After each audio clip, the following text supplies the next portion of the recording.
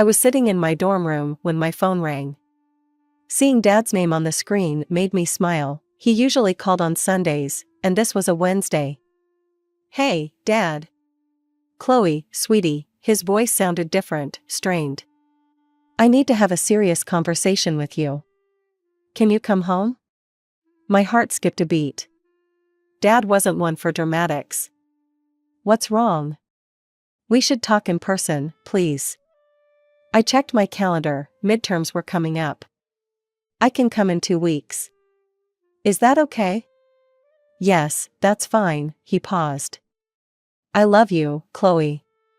Those 2 weeks were the longest of my life. I could barely focus on my studies, my mind constantly wandering to what Dad might need to tell me. The train ride to my hometown felt endless. I watched familiar landscapes roll by, my stomach in knots. When I finally arrived home, my stepmother Margaret opened the door. Her face was tense, and she immediately wrapped me in a hug, something she rarely did. "He's in his office," she said quietly, leading me down the hallway. The moment I saw Dad, my blood ran cold. He sat behind his massive oak desk, but somehow he looked small, diminished. His clothes hung loose on his frame and his face was ashen. "Chloe," he smiled weakly. "Come here, sweetheart." I rushed to hug him, trying not to show how shocked I was by how fragile he felt in my arms. "Dad, what's going on?" He gestured for me to sit and took a deep breath. "The doctors found cancer, honey. It's advanced. They don't think I have much time left." The room started spinning. I felt Margaret's arms around me as I struggled to breathe.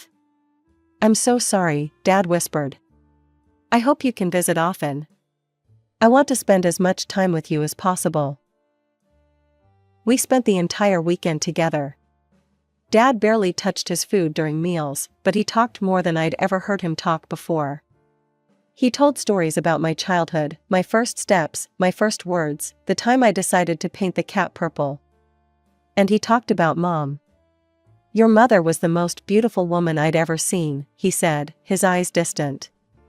"The day she walked into that coffee shop, I spilled my drink all over myself just staring at her."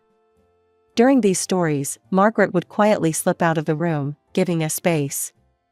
Dad's voice would get softer when he talked about Mom, about how she fought her illness until the very end, how brave she was even when she knew she wouldn't see me grow up.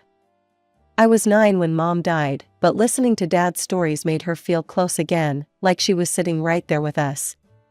Even though my heart was breaking for Dad, those moments felt precious, like he was giving me back pieces of her I'd forgotten. After that first weekend, everything changed. I started calling Dad every day between classes, and I took the train home every weekend instead of once a month. Each time I called, his voice sounded a little weaker, but he always brightened up when I told him about my classes or campus life. At first, Margaret seemed supportive. But as the weeks went by, something shifted. The welcoming hugs stopped. Instead of warm greetings, I got curt nods. During meals, she'd sit there pushing food around her plate, refusing to make eye contact. "How are your classes going, Chloe?" Dad would ask, trying to break the tension.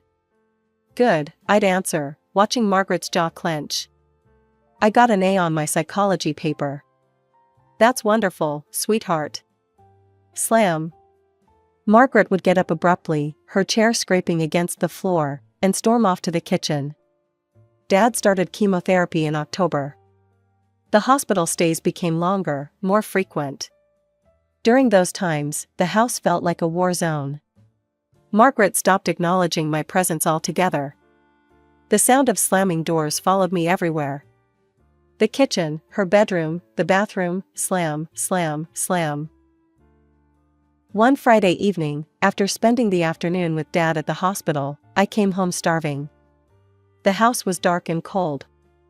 No dinner smells, no pots on the stove. Nothing. I found Margaret in the living room, scrolling through her phone. "What's for dinner?" I asked. She looked up, her face hard. "I didn't make anything. I wasn't counting on having to feed you." The words felt like a slap. "What do you mean? I'm here every weekend now." Exactly, she put down her phone. You're here every weekend. If you want to eat, cook for yourself. I stared at her, stunned by her tone. What's going on, Margaret? Why are you acting like this? Nothing's going on, her voice dripped with sarcasm. I just think you're coming here a bit too often. My father has cancer, I said, my voice shaking. He's sick. Of course I'm coming to see him. She muttered something under her breath and turned back to her phone, dismissing me completely. I stood there for a moment, then went upstairs without dinner. As I lay in my bed, listening to another door slam somewhere in the house, I thought about telling Dad. But he had enough to worry about with his treatments. The last thing he needed was to know about this tension between his wife and daughter.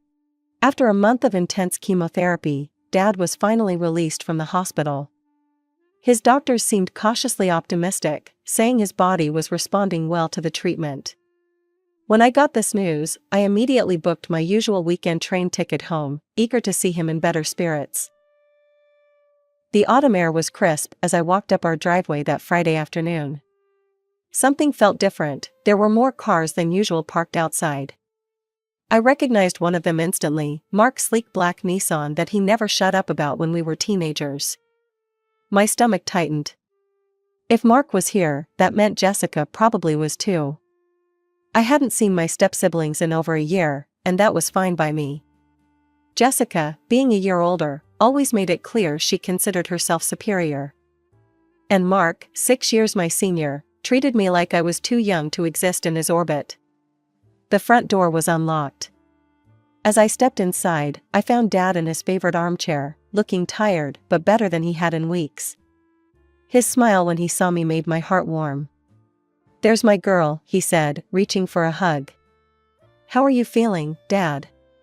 Before we could talk more, Margaret appeared with Jessica and Mark in tow. I greeted them and excused myself to take my bags upstairs. As I climbed the stairs, I could hear them all laughing about something in the kitchen.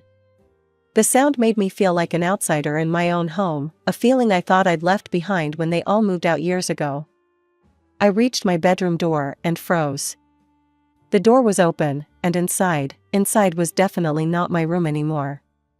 My vintage movie posters were gone, replaced by Jessica's pretentious art prints. My purple bedspread was nowhere to seen, instead, there was some fancy white duvet with about 50 decorative pillows. Jessica's clothes were hanging in my closet, her makeup scattered across my dresser. I stormed back downstairs, my hands shaking. Margaret, can I talk to you for a minute? Privately? She followed me into the living room, that artificial smile still plastered on her face. Why is Jessica in my room? I demanded, trying to keep my voice down. Oh, that, she waved her hand dismissively. Well, since they're moving back, it made sense to give Jessica the larger room. You're only here on weekends, after all. That's my room, I said through gritted teeth. It's always been my room. There are 2 perfectly good guest rooms upstairs. Do you really want to upset your father over something so trivial? She whispered, her smile never wavering. He's finally feeling better. Do you want him to have to deal with this drama? Over a bedroom? The words hit their mark perfectly. I looked over at Dad, who was chatting happily with Mark about something. He did look better, there was more color in his face than I'd seen in weeks. My shoulders slumped in defeat. Fine. Which guest room can I use? The small one at the end of the hall, Margaret said sweetly. Jessica's things are in the other one. I bit my tongue and headed upstairs to move my weekend bag to my new room, if you could even call it that. The room was tiny, with barely enough space for a twin bed and a small dresser. The walls were an awful beige color I'd always hated, and the window overlooked the neighbor's brick wall. The next morning, we all gathered for lunch. Dad sat at the head of the table, picking at his special diet food while the rest of us had Margaret's pot roast. The silence was deafening until I decided to address the elephant in the room. So, Jessica, I said, trying to keep my voice casual, how long are you planning to stay? Jessica looked up from her plate with that irritating smirk I remembered so well from our teenage years. Oh, I'm not just staying, I'm moving back permanently. Someone needs to be here to take care of Dad, after all. Since you're so busy with college and everything. I felt my face flush. I come home every weekend. Weekends aren't enough, Jessica interrupted. Dad needs constant care and attention. But don't worry, I'll handle it. I'm happy to make the sacrifice. Mark cleared his throat. Yeah, I'm staying too. Got some remote work lined up. Figure the family should stick together during tough times. I glanced at Margaret, who was watching the exchange with undisguised satisfaction. She looked like a cat who'd just cornered a mouse. My hands clenched under the table, and I opened my mouth to respond, but then I caught sight of Dad. He was smiling softly, obviously pleased to have everyone around him. The words died in my throat. 2 weeks later, I was sitting in my dorm room working on a paper when my phone rang. It was Aunt Sarah, Dad's sister. Chloe, honey, her voice was shaking. Your father, he's taken a turn for the worse. The doctors say, you should come home. I didn't even pack properly. I threw some clothes in a bag, ran to the administration office, and filed for emergency academic leave. The whole time, my mind was racing. Why hadn't Margaret called me? Why did it take my aunt to let me know? When I finally reached the house, I knocked repeatedly. I could hear movement inside, voices, the TV playing, but nobody came to the door. I knocked again, harder this time. 5 minutes passed. 10 minutes. Finally, the door opened. Margaret stood there in her silk robe, looking at me like I was a door-to-door salesperson interrupting her evening. What are you doing here? She asked, her voice cold. I pushed past her into the house.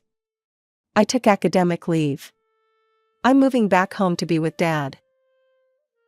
Don't bother, Margaret said, following me into the foyer. He was taken to the hospital 2 days ago. He's on life support. You should go back to college. Focus on your studies. There's nothing you can do for him now. Actually, I said, squaring my shoulders, I have every right to be here. This is my house too. Margaret's thin lips curved into a smug smile. Don't worry, dear. It won't be for long. I didn't have time to decipher what she meant by that cryptic comment. I dropped my bags in the tiny guest room and rushed to the hospital. Dad's room was in the ICU. He lay motionless among a tangle of tubes and wires, machines beeping steadily around him. His face was so pale it almost matched the white hospital sheets. I touched his hand, it felt cold. Miss Matthews, a doctor appeared behind me. I'm Dr. Roberts. I've been overseeing your father's care. How is he?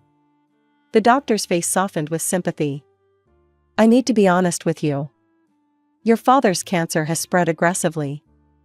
The chemotherapy, it's not working anymore. You should prepare yourself for the worst. I stayed until visiting hours ended, talking to Dad even though he couldn't respond.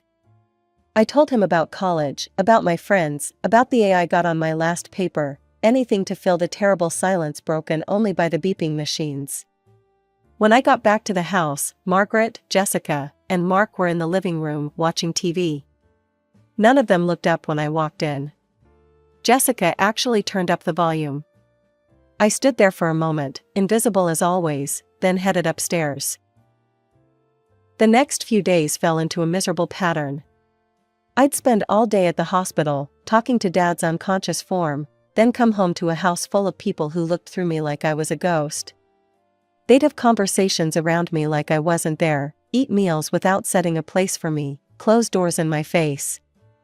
One afternoon, I came home early because the doctors were running tests. As I walked in, I heard Margaret on the phone in the kitchen. Yes, I want a complete renovation, she was saying. New floors throughout, knock down that wall between the living room and dining room, completely redo the kitchen. I couldn't believe what I was hearing. Are you seriously planning home renovations right now? I interrupted. While your husband is dying in the hospital? Margaret covered the phone's mouthpiece with her hand. Life goes on, Chloe. We can't all spend our time wallowing. This isn't even your house to renovate. She raised an eyebrow. Not yet, but it will be soon enough. I stood there, staring at her, as the full meaning of her words sank in. She thought she was going to inherit the house. She actually believed that when Dad died, everything would be hers. Without another word, I turned and went up to my room. Only when I'd closed the door did I allow myself to smile. She had no idea that this house had never been Dad's to leave to anyone. This had been Mom's house, passed down from her parents. And before she died, she'd made sure it would go to me. The deed was in my name, had been since I was 9 years old. Dad had only ever been living here, paying the taxes and maintaining the property as my guardian. Margaret had spent 11 years thinking she'd married into a beautiful home that would one day be hers. All her recent behavior, the hostility, moving her kids in, planning renovations, suddenly made perfect sense. She was already acting like she owned the place. I spent that final week at the hospital, watching Dad slip away. The doctors said he couldn't hear me anymore, but I kept talking anyway. He died on a Tuesday at 3:47 a.m. I was holding his hand when it happened. Margaret took over the funeral arrangements immediately, acting like the grieving widow in charge. She barely consulted me about anything, not the flowers, not the service, not even the obituary. The funeral was exactly what you'd expect from Margaret, showy and expensive. She'd chosen the biggest funeral home in town, ordered massive flower arrangements, hired a string quartet. She stood at the front, dabbing at her eyes with a monogrammed handkerchief while Jessica and Mark flanked her, all three of them performing grief like it was a stage play. After the last mourners had left and the flowers had been cleared away, Margaret cornered me in the foyer of our house, or what she thought was about to become her house. "Well," she said, her eyes completely dry now, "I think it's time for you to pack your things." Jessica and Mark stood behind her, arms crossed, looking like bouncers at a club. I kept my face neutral. "I think we should wait for the reading of the will." "The will?" Margaret's eye twitched. "That's just a formality." "But fine, if you insist on dragging this out." They made the next week hell. They'd slam doors when I walked by, have loud conversations about redecorating their house, leave passive-aggressive notes about my things taking up space. I stayed in my tiny room most of the time, counting down the days until the will reading. Finally, Mr. Patterson, Dad's lawyer, came to the house. We all gathered in the living room, Margaret, Jessica, and Mark on the sofa, me in Mom's old armchair by the window. Mr. Patterson cleared his throat and began reading. "To my wife, Margaret, and her daughter Jessica, I leave my collection of fine jewelry, including my late wife's diamond earrings." Margaret and Jessica exchanged satisfied smiles. "To Mark, I leave my new Mercedes latest series." Mark's face lit up. "To my beloved daughter Chloe, I leave the sum of $100,000. I saw Margaret's smirk widen. Mr. Patterson folded the paper. Margaret waited a beat, then asked with exaggerated innocence, "And the house? Who did my husband leave the house to?" "The house isn't mentioned in the will, Mrs. Matthews." Margaret's face reddened. "That's impossible, check again. The will must be invalid if it doesn't mention our primary asset." I couldn't hold back any longer. I cleared my throat. "Actually, the house isn't in the will, because it was never Dad's to give away. This was my mother's house. She left it to me in her will when I was 9. Dad was just living here as my guardian until I came of age." The silence that followed was deafening. 3 pairs of eyes stared at me in shock. Mr. Patterson gathered his papers awkwardly. "I should be going. My condolences again for your loss." He hurried out, leaving me alone with 3 people whose faces were shocked. Margaret gripped the arm of the sofa so hard her knuckles turned white. "I always thought," she whispered, "I always believed the house belonged to your father." I shrugged, feeling oddly calm. "You should have checked instead of assuming. The property records are public." The shock on her face was starting to give way to something uglier. Jessica and Mark were exchanging panicked looks, probably realizing their grand plans of living here forever were crumbling. "Now," I said, standing up, "I'm giving you 2 weeks to find new accommodations and move out. I'm being generous, legally, I could make you leave immediately, but I didn't want to cause a scene while Dad was sick." "We're not going anywhere," Margaret shrieked, suddenly finding her voice. "This is our home." "No, it's not, it's my home, my mother's home. You have 2 weeks to figure it out, or I'll have to involve the police." They stormed off to their rooms, shooting me venomous looks. I heard doors slamming throughout the house, followed by angry voices and the sound of things being thrown. I barely slept that night, half expecting them to try something. When I finally dozed off around dawn, it wasn't for long. A tremendous crashing sound jolted me awake. I ran downstairs to find Margaret in the living room, literally tearing the wallpaper off the walls with her bare hands. Strips of the pale blue paper lay in shreds on the floor. "What are you doing?" I shouted. "I picked this wallpaper," she screamed, ripping down another strip. "I bought it. I hung it myself. If you want me out, fine, but I'm taking what's mine. Stop it right now. I took care of this house for 11 years, she grabbed a vase from the mantel, Mom's favorite crystal vase, and I lunged forward just in time to catch it before she could smash it. I cleaned it, I decorated it, I made it beautiful. You lived here rent-free for 11 years, I shot back. You never paid property taxes, never even had a job. Dad paid for everything." She responded by shoving the coffee table over, sending books and photos scattering across the floor. Then she started pulling books off the shelves, throwing them against the walls. My hands were shaking as I pulled out my phone and dialed 911. The police arrived within minutes, lights flashing. By then, Margaret had moved on to the dining room, where she was pulling down the curtains rod and all. Jessica and Mark had joined her, cheering her on from the doorway. 2 officers entered, taking in the scene of destruction. "Ma'am," one officer said to Margaret, "what you're doing constitutes criminal damage to property. If you don't stop immediately, we'll have no choice but to place you under arrest." After the police warning, Margaret finally stopped her rampage. She stood in the middle of the destroyed living room, chest heaving, surrounded by the wreckage of her tantrum.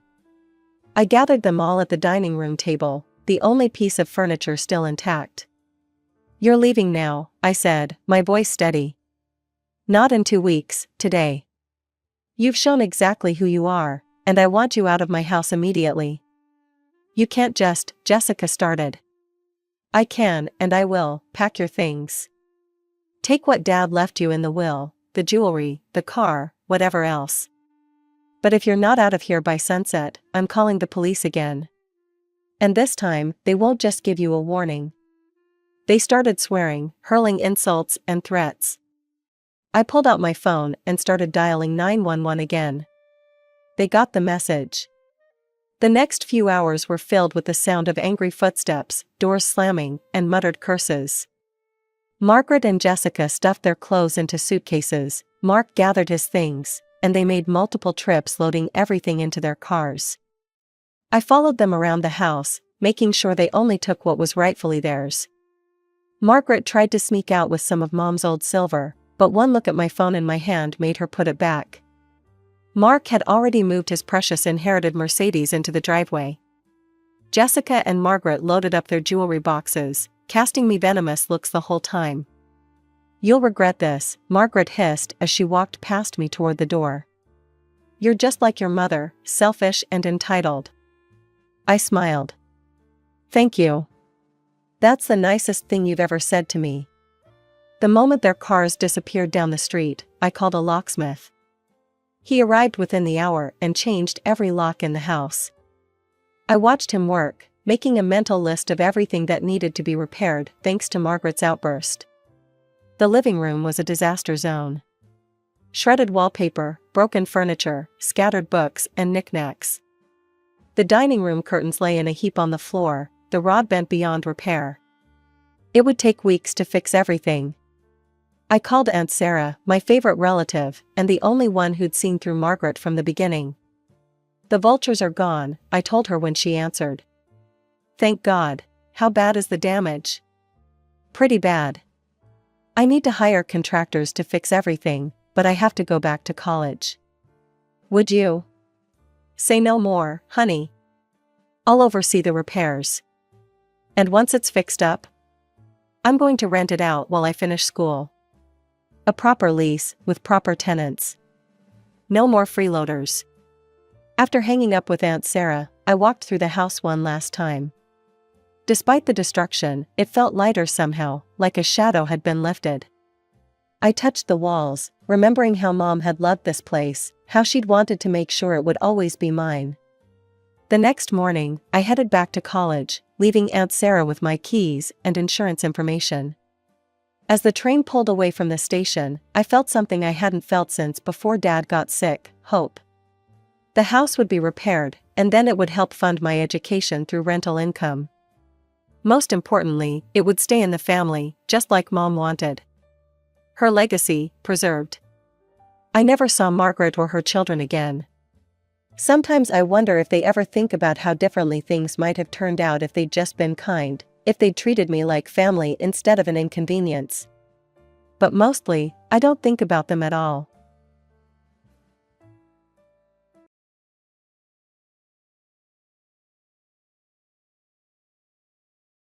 The lover my husband brought home was visibly pregnant.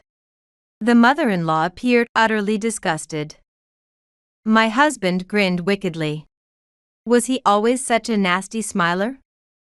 He wasn't this outrageous when we first met. Hey, just to confirm, the one in her stomach is... Yeah, it's my child. What, about 9 months pregnant now? Your child? Really? That's what I'm saying. The infertile dud can leave now. The mistress looked gleefully amused. Not just the husband, but this woman too. Such bad character. They both seemed to be enjoying the situation too much. It looked like I needed to set them straight. He must think I know nothing. Little does he know, I'm aware of far more than he is. It's okay, but you won't be a father, you know? Because the child in her stomach. My husband's smug smile vanished at my words. He looked shocked, and the mistress turned pale. The tables had turned. The advantage was now mine. I decided to reveal the mistress's secret to my stunned husband. My name is Stacy. I'm 31 years old. I work at a company that handles all types of vinyl products. I reunited with Ethan, a college classmate, through work about 3 years ago. Oh, is that you, Stacy? You work here? Ethan, long time no see. During our college days, Ethan and I were in the same light music club. About 6 months after we started dating, we got married. Ethan had already lost his father to illness, and on the other hand, I didn't have a mother. She died in a traffic accident on her way to work when I was young. My mother-in-law was very kind and treated me as if I were her own daughter. Let's make the best of our time together, Stacy. Yes, Mother. Please take care of me too. Thus began our happy married life. However, the contentment was only at the beginning. Soon, I would suffer because of my husband. The issue we faced was our inability to have children. Even after 2.5 years of marriage, I still wasn't pregnant. It's strange, we've been trying. Maybe we should get properly tested. In women under 30, infertility rates are less than 10%. I wondered if I was part of that 10%, so I got tested. The results showed no problems at all. The female doctor at the clinic even assured me thoroughly. Then, I suggested that Ethan should also take a test. Don't be ridiculous. A guy I know told me 90% of infertility issues are on the woman's side. I've always been healthy, there's no way I have any problems. Testing is pointless. He refused to get tested. Prejudices about infertility. Arrogant attitude. Childish reasoning. I was completely disillusioned by my uncooperative and selfish husband. Moreover, he often pressed me about having children. My colleague Ben got married around the same time as us, and they're about to have their second child. What are you even doing? Get it together, will you? Don't make it sound like it's all my fault. You haven't even gone for a test. Our arguments increased. Our relationship became increasingly strained, and eventually, we hardly spoke. Naturally, under such circumstances, making an effort to have a child with him was impossible. His irresponsible behavior started around then. He began to waste money and stayed out late. He claimed he was busy with work, but whether that was true remained uncertain. There were almost no changes in his salary slips, so I suspected he was lying. I noticed that he started caring unusually about his appearance. Just like when we first started dating. Hey, you're not cheating, are you? Huh? Why would I be? He was definitely cheating. I realized it in the moment it took him to answer. Who was she? How old? How long had they been seeing each other? As I pondered these questions, I grew incredibly angry. I was done caring. Left unchecked, my husband's selfish actions escalated. Stop it. Stop wasting money. What are you talking about? What waste? You bought women's clothes and shoes with the card. I've been checking the statements. So what? You're acting like a stalker.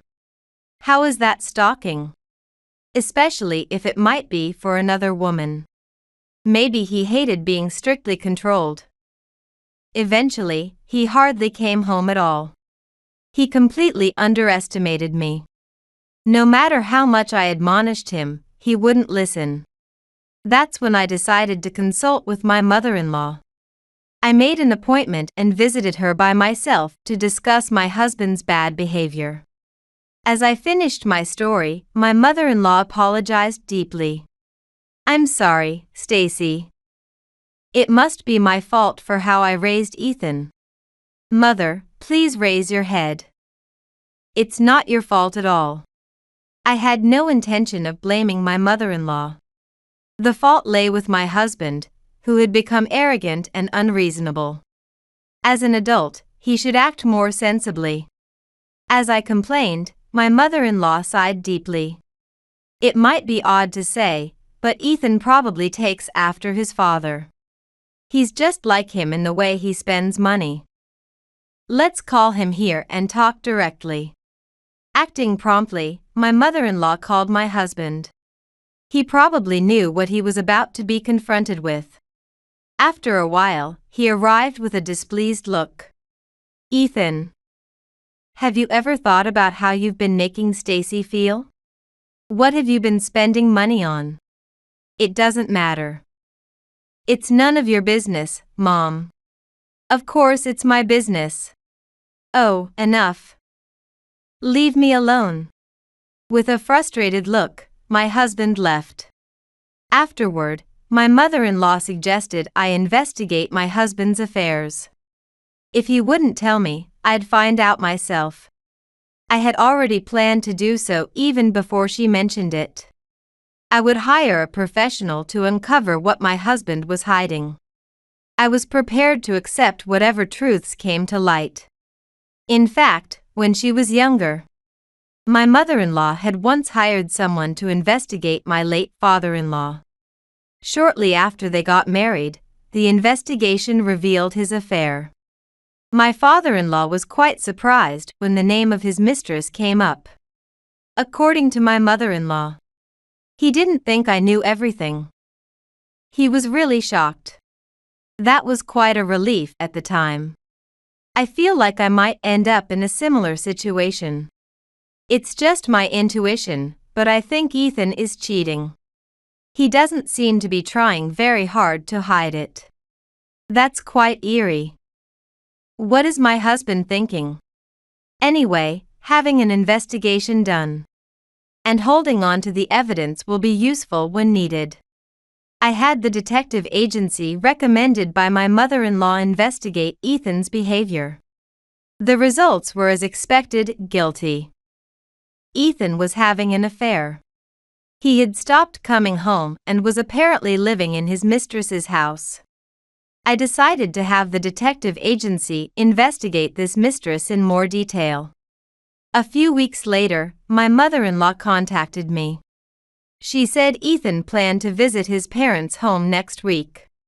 He wants to pray for his father's death anniversary and says there's someone he wants me to meet. Thank you for letting me know, Mother. May I come too? I would like to speak directly with Ethan. Of course. If there's anything I can help with, just say the word. No matter what Ethan says, I'm on your side, Stacy. Thank you, Mother. The person Ethan is trying to introduce to his mother. It's easy to guess who it is. The mistress. Ethan must be planning to divorce me and remarry her. He wants to introduce her first and perhaps win over his mother's support if possible. Knowing this, I must prepare an appropriate countermeasure. I immediately contacted someone and arranged for their cooperation in my plan. The weather on the day was stormy, as if symbolizing the difficult path ahead. When I arrived at my in-laws' house, I saw an unfamiliar compact car in the parking lot. It was the one described in the detective agency's report. It had to be the mistress's car. As soon as I opened the front door, I heard my mother-in-law scolding my husband from the living room. Ethan had apparently done something quite unreasonable. I quickly took off my shoes and hurried over. What are you thinking? Don't you feel any remorse towards Stacy? Not really. It's her fault for not being able to have kids. Oh, Stacy. You're here too? Mom called you, huh? We were just talking about you. It's been a while, Ethan. And sitting next to my husband was a woman of a similar age. Dressed flamboyantly. Brightly colored hair. Her appearance was a stark contrast to mine. She glanced at me and smirked triumphantly. What an unpleasant smile. As you can see. That's his mistress. What's her name again? Why don't you at least say hello? Nice to meet you, I'm Alyssa, Ethan's girlfriend. You must be Stacy. Good timing. I have something I'd like to give you. Right, Ethan? Yeah, that's right. Here. I've written my part. What was handed to me was a divorce paper. Alyssa's complacent expression was incredibly irritating. She seemed convinced she would win no matter what. The source of her confidence must be her belly. It was clear from her large belly that Alyssa was pregnant. She noticed my gaze and smiled. My husband reached out and affectionately stroked her belly. Hey, just to confirm, the one in her stomach is... Yeah, it's my child. What, about 9 months pregnant now? Your child? Really? That's what I'm saying. The infertile dud can leave now. Alyssa looked gleefully amused. Not just the husband, but this woman too. Such detestable character. They both seemed to be enjoying the situation too much. It looked like I needed to set them straight. When I think about it, my husband is a pitiful man. He must think I came here knowing nothing. Little does he know, I'm aware of far more than he is. It's okay, but you won't be a father, you know? Because that child in her stomach isn't yours. What? What stupid thing are you saying? That can't be right. Right, Alyssa. Yeah. Don't say weird things. It's just sour grapes because you can't have children, isn't it? You must be jealous because I'm pregnant. Say whatever you want. There's nothing wrong with my body. If there's a problem, it's with you, Ethan. Ethan's smug expression disappeared. He seemed shocked by my direct statement. I decided to reveal Alyssa's secret to my bewildered husband. That child in her belly isn't yours, it's David White's, right, Alyssa? What? How? Why do you know that? Or why is David's name coming up? Seeing Alyssa's stunned expression and my husband's dumbfounded face was enough.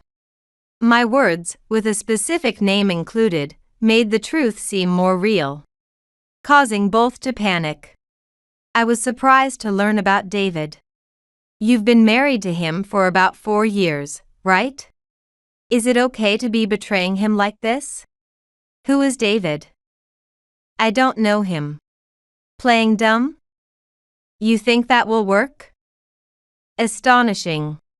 You still don't understand your position.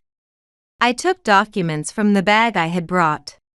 They were the results of the investigation by the detective agency. As I began to read the factual details, the color drained from Alyssa's face. Alyssa White, 31 years old, from Texas. Moved to LA for college.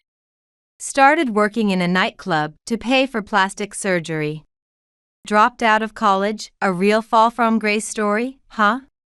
The nightclub was where you met David, and probably Ethan too, right? What?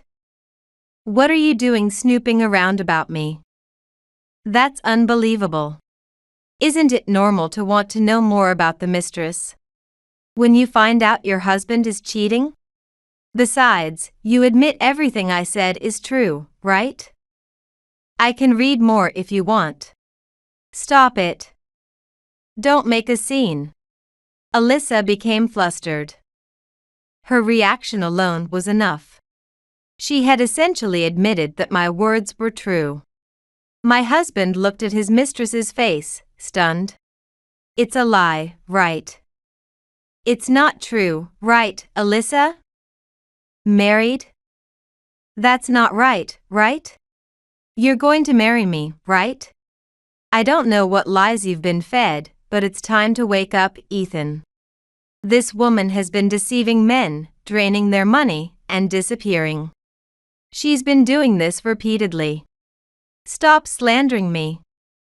Ethan, don't believe what she says. She's lying. The liar is her. No, but then why are you so flustered? It's because you have something to hide, right? Stacy's telling the truth, isn't she? What do you say? Poor husband. He hadn't realized he was being played. After investigating Alyssa, I was disgusted by her malicious nature. This woman loved to seduce men and manipulate them at will. For her own satisfaction. She always needed men who were convenient for her, men who were somewhat handsome, well off, fond of fun, and not too bright. This woman is just trying to destroy our relationship. She's making things up. Isn't that right? She has no evidence. But I have this child. Ethan and my love's crystallization. Please, believe me. What crystallization of love? You know very well whose child is really in your stomach. I showed Ethan and Alyssa a photo. It was part of the documentation, taken by the detective agency staff. It shows Alyssa entering an OB/GYN clinic. Next to her is a burly man with a fierce look. That's David White. You regularly visit the clinic with your husband like this. I have many more proof photos, but do you want to see them? I'm so irritated. Stop sneaking photos. Alyssa looks like she might leap at me any moment. She must be really upset about her schemes being exposed.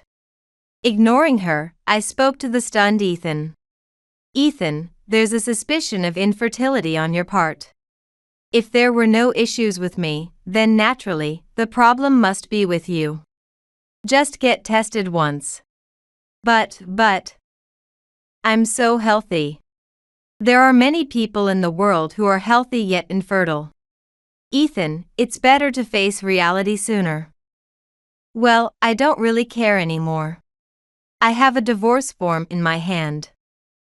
If I submit this to the city hall, my relationship with Ethan is over. Even if Alyssa was deceiving him, I can't bring myself to start over with Ethan. He underestimated me and mocked me. The infertile dud can disappear? That's what I wish for. I am ready to divorce Ethan and start a new life. But before that, Alyssa, tell me the truth from your own mouth. The truth. Yes, how you met Ethan. Why you targeted him. And your plans going forward. Specifically, when and how you plan to break up with Ethan. Alyssa's expression hardened. No matter how long I waited, she didn't start talking. So, I decided to speak on her behalf. A friend runs the nightclub where you hunt, Alyssa. You find your targets there, get close, and size them up. Background, history, salary, troubles, you draw out various information. Stop it. Don't talk like you've seen it. Am I lying? I'm not, right? Everything is true. You've been exploiting men since you were 18. Is it because of your father's influence? He was quite the playboy, making you and your mother suffer. How much have you dug up? Just stop it. Alyssa's face no longer had any composure. Bloodshot eyes, streaming tears, half-open mouth, heavy breathing. She looked at me with the face of a cornered animal. This pregnancy must be a turning point for Alyssa. For the sake of the child in her stomach, she needs to settle her past sins. Meeting David White was a kind of last chance for you, Alyssa. Given his looks and income, you thought a man like David might not come along again. So, you married him. And then you got pregnant. It's a lie. Alyssa, it's a lie, right? But you couldn't stop your decade-long play with men that easily. Ethan was your last target, wasn't he? Suddenly, Alyssa's expression vanished. A look of determination seemed to emerge in her eyes. Alyssa picked up the evidence photo from the table and sneered. This isn't me. I don't wear this hairstyle. What? What are you talking about? It's definitely you. This isn't me. It's someone who looks a lot like me. I don't own such clothes. Hey, Ethan. Have you seen this? Huh? No. I don't think so. Men's memory of women's clothing is unreliable. Alyssa knew this and was using it to her advantage. Bold and comical. As expected from a woman who has deceived many men for over a decade. You used some detective agency, right? Can you really trust them? Aren't you being deceived? No matter what you say, I'm only devoted to Ethan. Don't interfere. First of all, Alyssa is so busy with work that she can hardly come home. She's a capable manager, right? Stacy, it's absolutely impossible that she's married to another man like you suspect. Oh really? Ethan thinks you're a manager, Alyssa. He believes he moved into your house, and since you're busy, you rarely come home. It seems Ethan has completely bought into Alyssa's lies. There's no doubt that he moved into a house owned by Alyssa. However, her being a manager is a complete fabrication. It's about time to wake him up. I secretly sent an email to someone. Soon after, the doorbell at my in-laws' house rang, and my mother-in-law went to the door. I wonder what kind of conversation they had. She came back quickly. The moment Alyssa saw the man my mother-in-law brought in, her face turned pale. I will never forget it. David. Why are you here? Why am I here, is something you should explain. Alyssa, weren't you supposed to be back at your parents' house? David White is what you might call a semi-gangster. He's known as quite a scary figure in the local area. He indeed has a fearsome face and a strong build, with tattoos peeking out from his neck. If Ethan, who is much weaker, ever got into a fight with him, he wouldn't stand a chance. Glared at by the demonic-looking David, Alyssa turned deathly pale. She started trembling. Since you won't explain, I'm telling you to explain it. Alyssa, why are you here? Who's the man next to you? Wait, David. This is different. Explain how it's different in order. If I'm satisfied, that's fine. We can go home and end this. But if I'm not satisfied, then be prepared. You know I have many friends who can help me. I'll have them beat you up. Please wait. It's different. This isn't what it looks like. The card I had hidden was Alyssa's husband, David White. Alyssa was flustered by the unexpected appearance. For me, getting David on my side was a risky gamble. If I provided him with information without a plan, Alyssa might find out. But the evidence of her affair was complete, and David cooperated with me quietly. No matter what Alyssa says now, she probably won't be able to clear her doubts.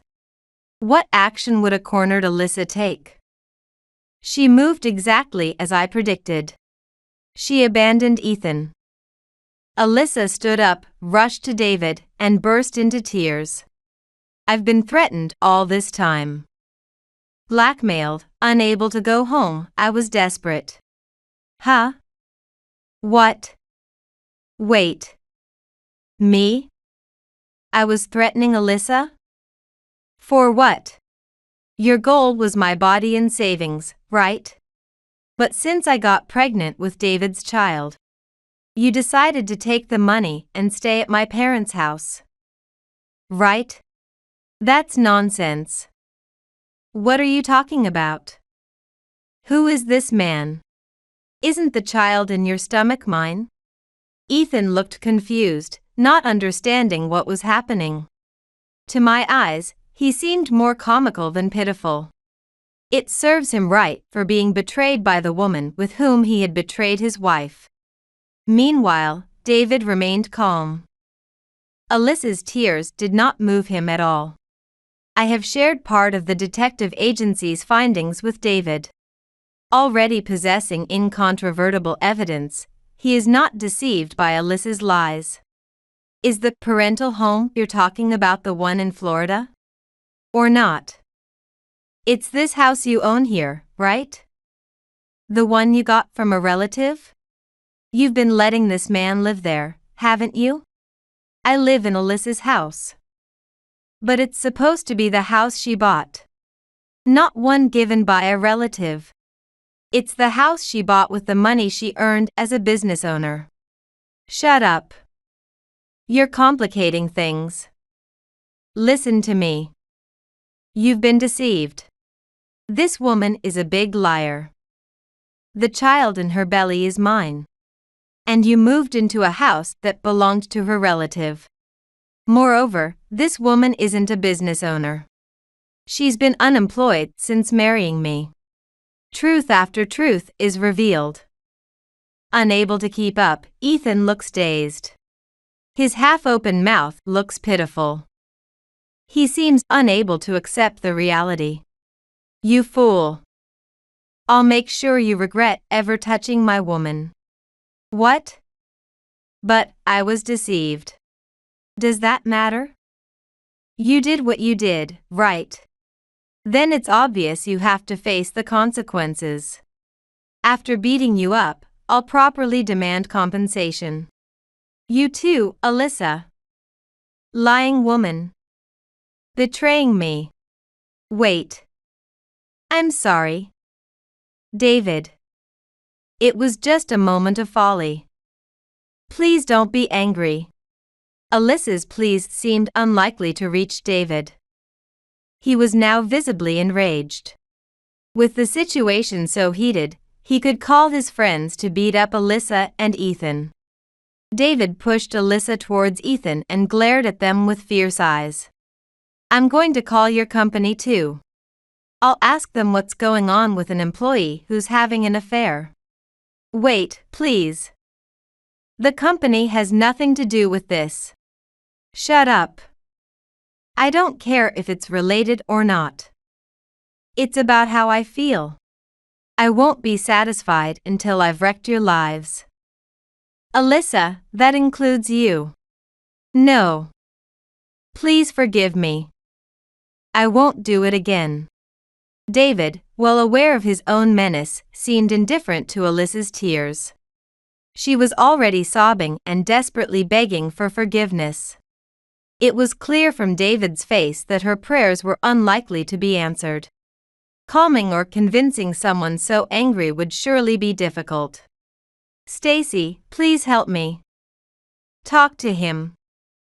I was deceived by Alyssa. I wouldn't have touched her if I knew she was married. It's too late to say that now, isn't it? You did what you did. So you have to take responsibility. If you're truly remorseful, you should just accept the beating and show it through your actions. I don't want to be beaten up. Mom, say something. Your son is about to suffer. You brought it upon yourself. A man who cheats has no right to complain. That part of you, it's just like your father. Get a thorough beating, apologize desperately. And make sure you learn your lesson. Abandoned by everyone, Ethan was dejected. He apologized to me over and over again, expressing his remorse. But to think those words could now gain any trust was a huge mistake.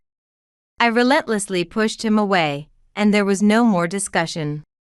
I'm going to file for divorce now. What? But why are you so surprised? Weren't you the one who pushed divorce papers at me? The situation has changed. Please wait. I'm reflecting. I'll apologize. Facing a compensation claim and the possibility of his affair becoming known at work, Ethan would likely lose his position at the company and his savings. Perhaps this would lead to him being exploited by David and his associates. That would be the worst-case scenario. Desperate for help. The expression on Ethan's face as he turned to me. But it was all too late. I later officially divorced Ethan. My mother-in-law also cut ties with her son. David did not forgive his cheating wife. After she gave birth, he divorced Alyssa, forced her into debt for his sake, and expelled her. Forced to live as a single mother, it seems cruel. Alyssa had to sell all her valuable possessions and returned penniless to the South. I can only hope that the innocent child grows up free and thriving in the lush surroundings of Florida. Ethan's fate was even more miserable. David is a man of his word. He contacted Ethan's workplace about the affair. What kind of employee training are you running? He barked at the boss. Which was quite shocking. The boss had no fault in Ethan's affair, yet he sincerely apologized. After speaking with David on the phone, the boss called Ethan in to verify the facts and scolded him. Labeled as an adulterous no-good in front of all employees, Ethan was nearly in tears. Now shunned by the boss and colleagues alike, Ethan lost his credibility, was sidelined at work, and fell from the path to advancement. Having to cover a significant amount in compensation with loans, he couldn't easily quit. Now, he is completely isolated at work, enduring painful days. Isn't this a fitting end for a man who betrayed his wife? Personally, I wish for Ethan to suffer even more. His painfully difficult days were detailed to me by my former mother-in-law. She even came to visit me to apologize once more. My stupid son caused you so much trouble and wasted your years. I really don't know how to apologize anymore. No, it's not your fault, Mother. Please don't worry about it. I'm fine. Well, Stacy, you're strong, so I'm sure you'll be okay. But, would you like to meet a son of an acquaintance of mine?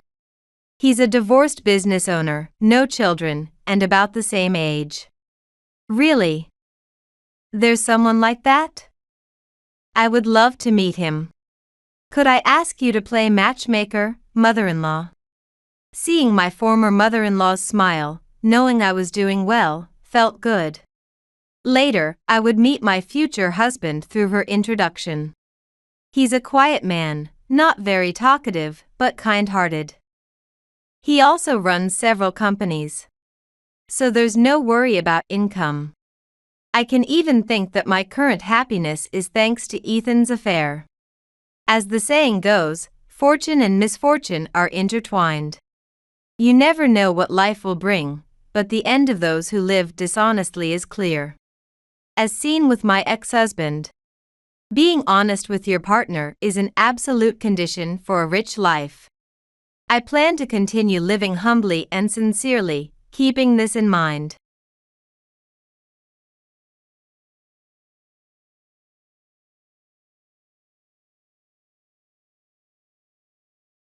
Last year, my ex-husband had an affair with my younger sister, who is 15 years younger than me, and ridiculed me at 45 and thrust a divorce paper in my face before remarrying her. While I was out on a date with my new 30-year-old boyfriend, we ran into them. I thought you'd be sulking alone, but it looks like you've snagged a new man, huh? Good for you. But I never thought he'd be such a young one. My ex-husband sneered, looking at my boyfriend. Do you have a thing for older women? Can't believe you can walk around with such an old hag. My boyfriend, unfazed and not angry, simply replied, That's right. I might actually prefer older women. But you two know nothing. Upon hearing the truth revealed by my boyfriend, both my ex-husband and my sister turned pale. My name is Susan Harrison. I'm a 45-year-old part-time housewife with a hobby of writing novels. I have even considered becoming a professional writer, and have submitted my work to publishers, but my husband of the same age, Andrew, ridicules this dream, saying, No way. Someone as old as you debuting now, that's a joke. Despite hardly ever reading, he once found and read an unfinished draft of mine, mocking it as what's this cliché stuff? You have no talent. Seriously, this is garbage.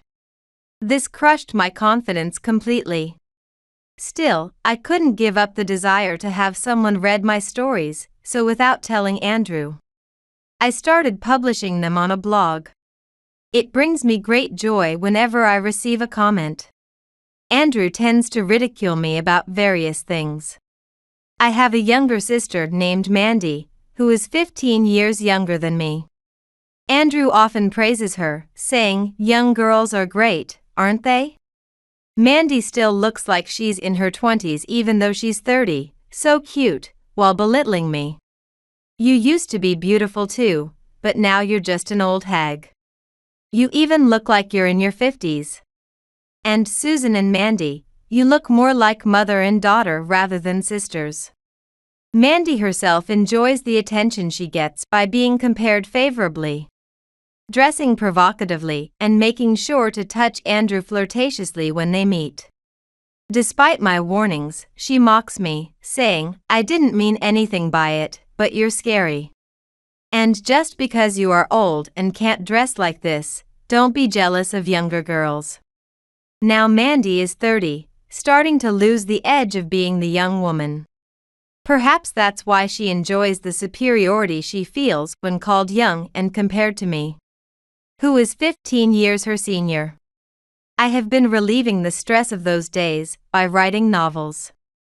One day, I received an email through the address I had posted on my blog.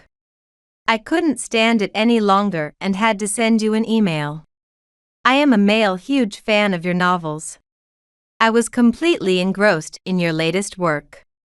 On my blog, I simply go by Susan because I couldn't think of a good pseudonym. The person, who called himself Howard in the email, seemed passionate about my writing. I was delighted and sent back a thank you email.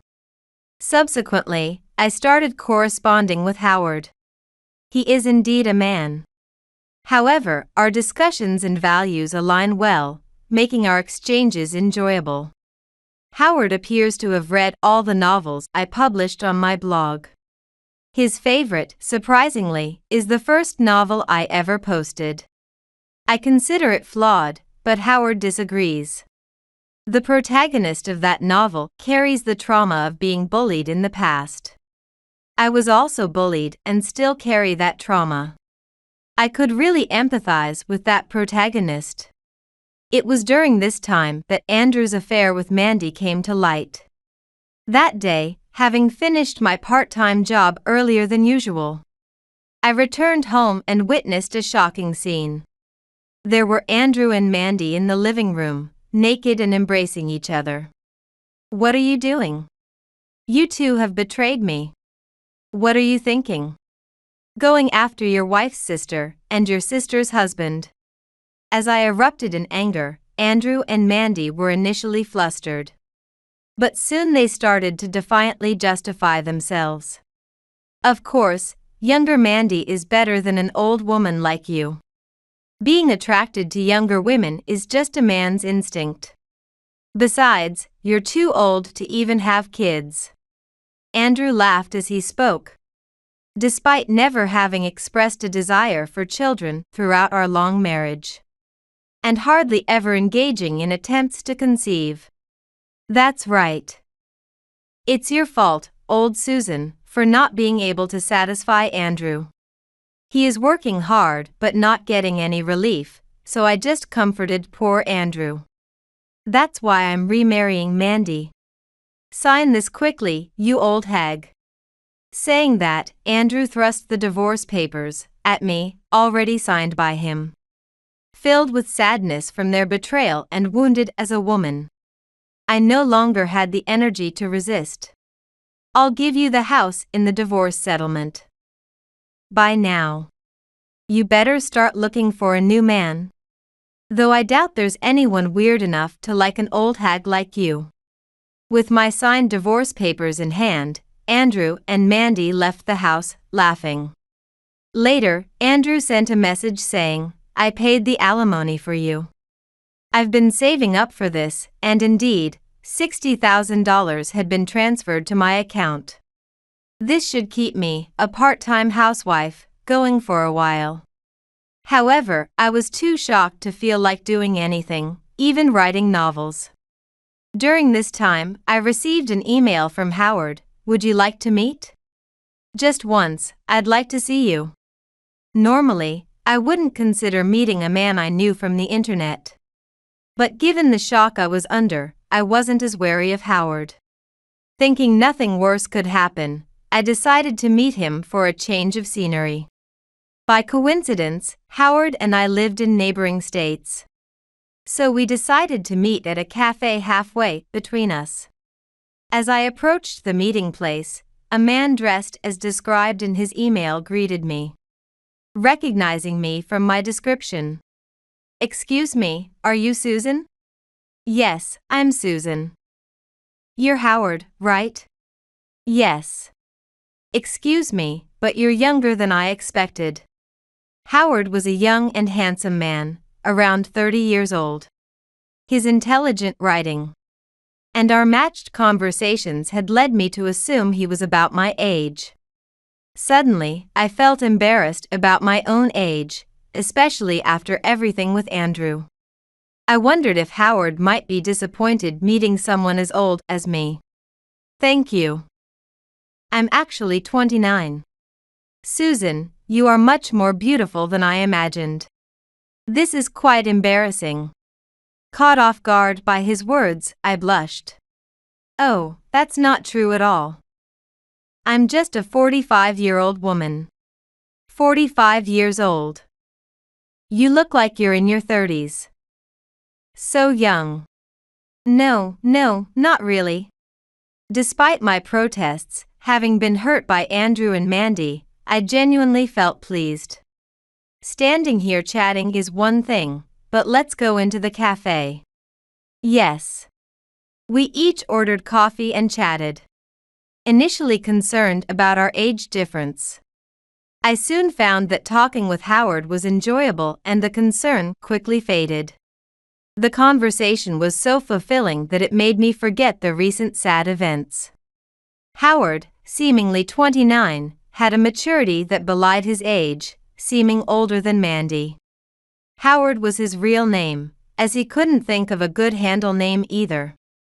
My real name is Susan too. I couldn't think of a good handle name either. Then we are the same, aren't we? We chuckled together. During our conversation, Howard suggested that I submit my novel to a newcomers award at a publishing house. It would be a waste to let this talent go unused. Such talent, really? My husband mocked me, saying I had no talent and could never be a novelist. I mean, my ex-husband, actually. We've separated recently. That's just proof of your ex-husband's lack of discernment. I've read many books, but I've never encountered the novels as touching as yours. You definitely have talent. Let's debut and show your ex-husband what you can do. Then, once I finish my new novel, I'll submit it instead of posting it on my blog. I'm looking forward to reading it in book form. It's not certain I'll win an award yet. After returning home, I finally tackled the new novel that had been stalled since Andrew's affair came to light. Having a goal to submit it drove my writing forward, and I quickly completed it. After revising it, I submitted it to a major publishing house's newcomer award. I struggled with choosing a pen name but ended up using my real name, thinking it was a long shot anyway. As it turned out, my novel won the top prize and was highly praised by the publishing house. When I told Howard, he was as thrilled as if it were his own success. The publication was quickly decided. And when I told the editor that I had been writing novels on a blog and shared the blog's name, the editor read it and suggested we publish that too. The book was published quickly and became a huge hit immediately. Debuting at 45, it seemed to inspire people that it's never too late to start something. Talks of a movie adaptation began. And everything was going incredibly well, like a dream. During this time, Howard confessed his feelings after we had met several times. I initially thought he was joking, but his eyes were serious. I'm such an old woman, you know? I'm 16 years older than you. Plus, I'm divorced. That doesn't matter at all. You should think it over. You're handsome and could date much younger women. Just like my ex-husband did. He chose my sister, who is 15 years younger, because he thought I was too old. I inadvertently brought up Andrew. At that moment, Howard hugged me tightly. I'm not like your terrible ex-husband. I will definitely make you happy. My face turned red, and I couldn't contain my excitement. Howard quickly stepped back. I'm sorry. If you don't like me, I'll give up. That's not it at all. Well then, let's start dating, just to try it out. Really? Yes. Let's look forward to what's ahead. With that, Howard and I began dating. Though initially just a trial, as our relationship developed, the age difference ceased to matter.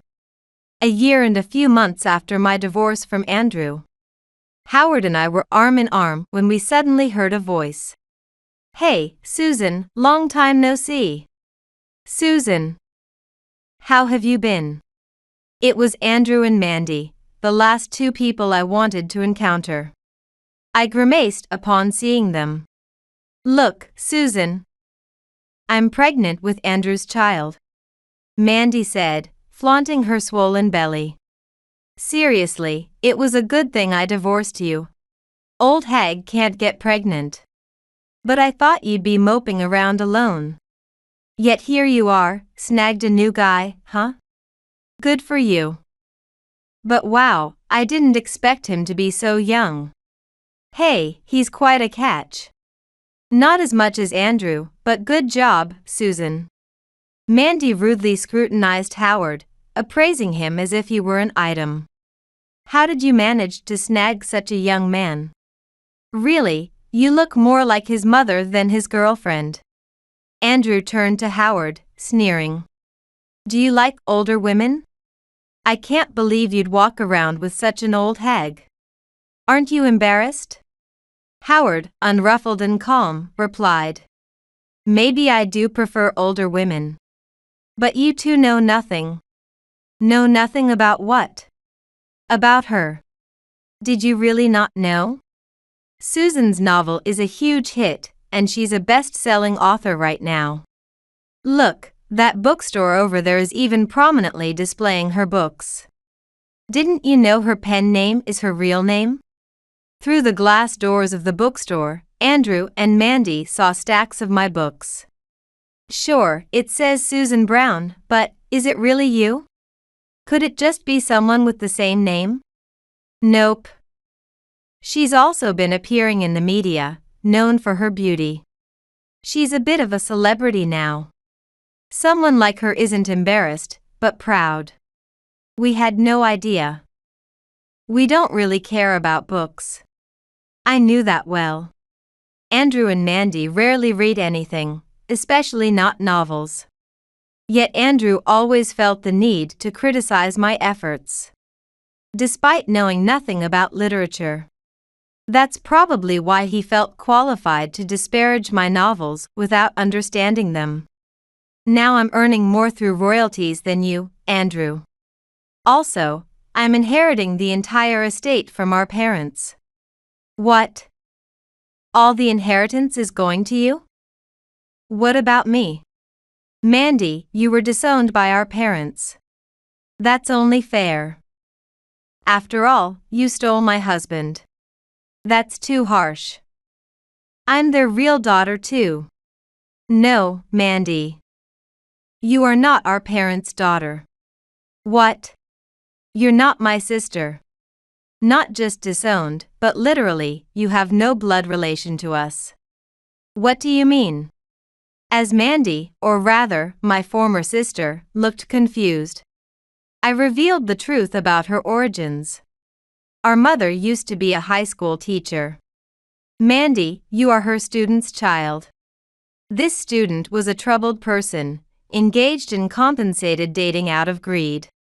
Mom, idealistic about her role as a teacher, tried to keep her from being expelled and reform her, but it was all in vain. After graduating, the student had a baby fathered by an unknown man, left the baby with our mother, and disappeared. I was 15 then and remember the baby suddenly appearing. Our parents decided that the child was innocent and deserved to be raised properly. So they adopted you as my sister, Mandy. No way. But maybe because you inherited your biological mother's traits. You've always been a problem child. Always bullying others, causing trouble, and no amount of discipline seemed to work. I saw how our mother apologized and cried secretly because of you. And just when you seemed to settle down as an adult, you stole my husband. It's understandable why they cut ties. Mom apologized to me. She regretted taking you in.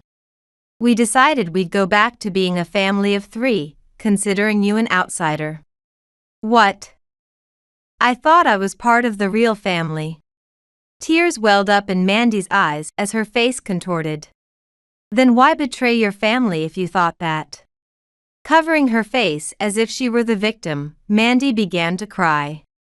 Andrew hugged her shoulders and yelled, "Hey! Don't make Mandy cry. It's okay, Mandy.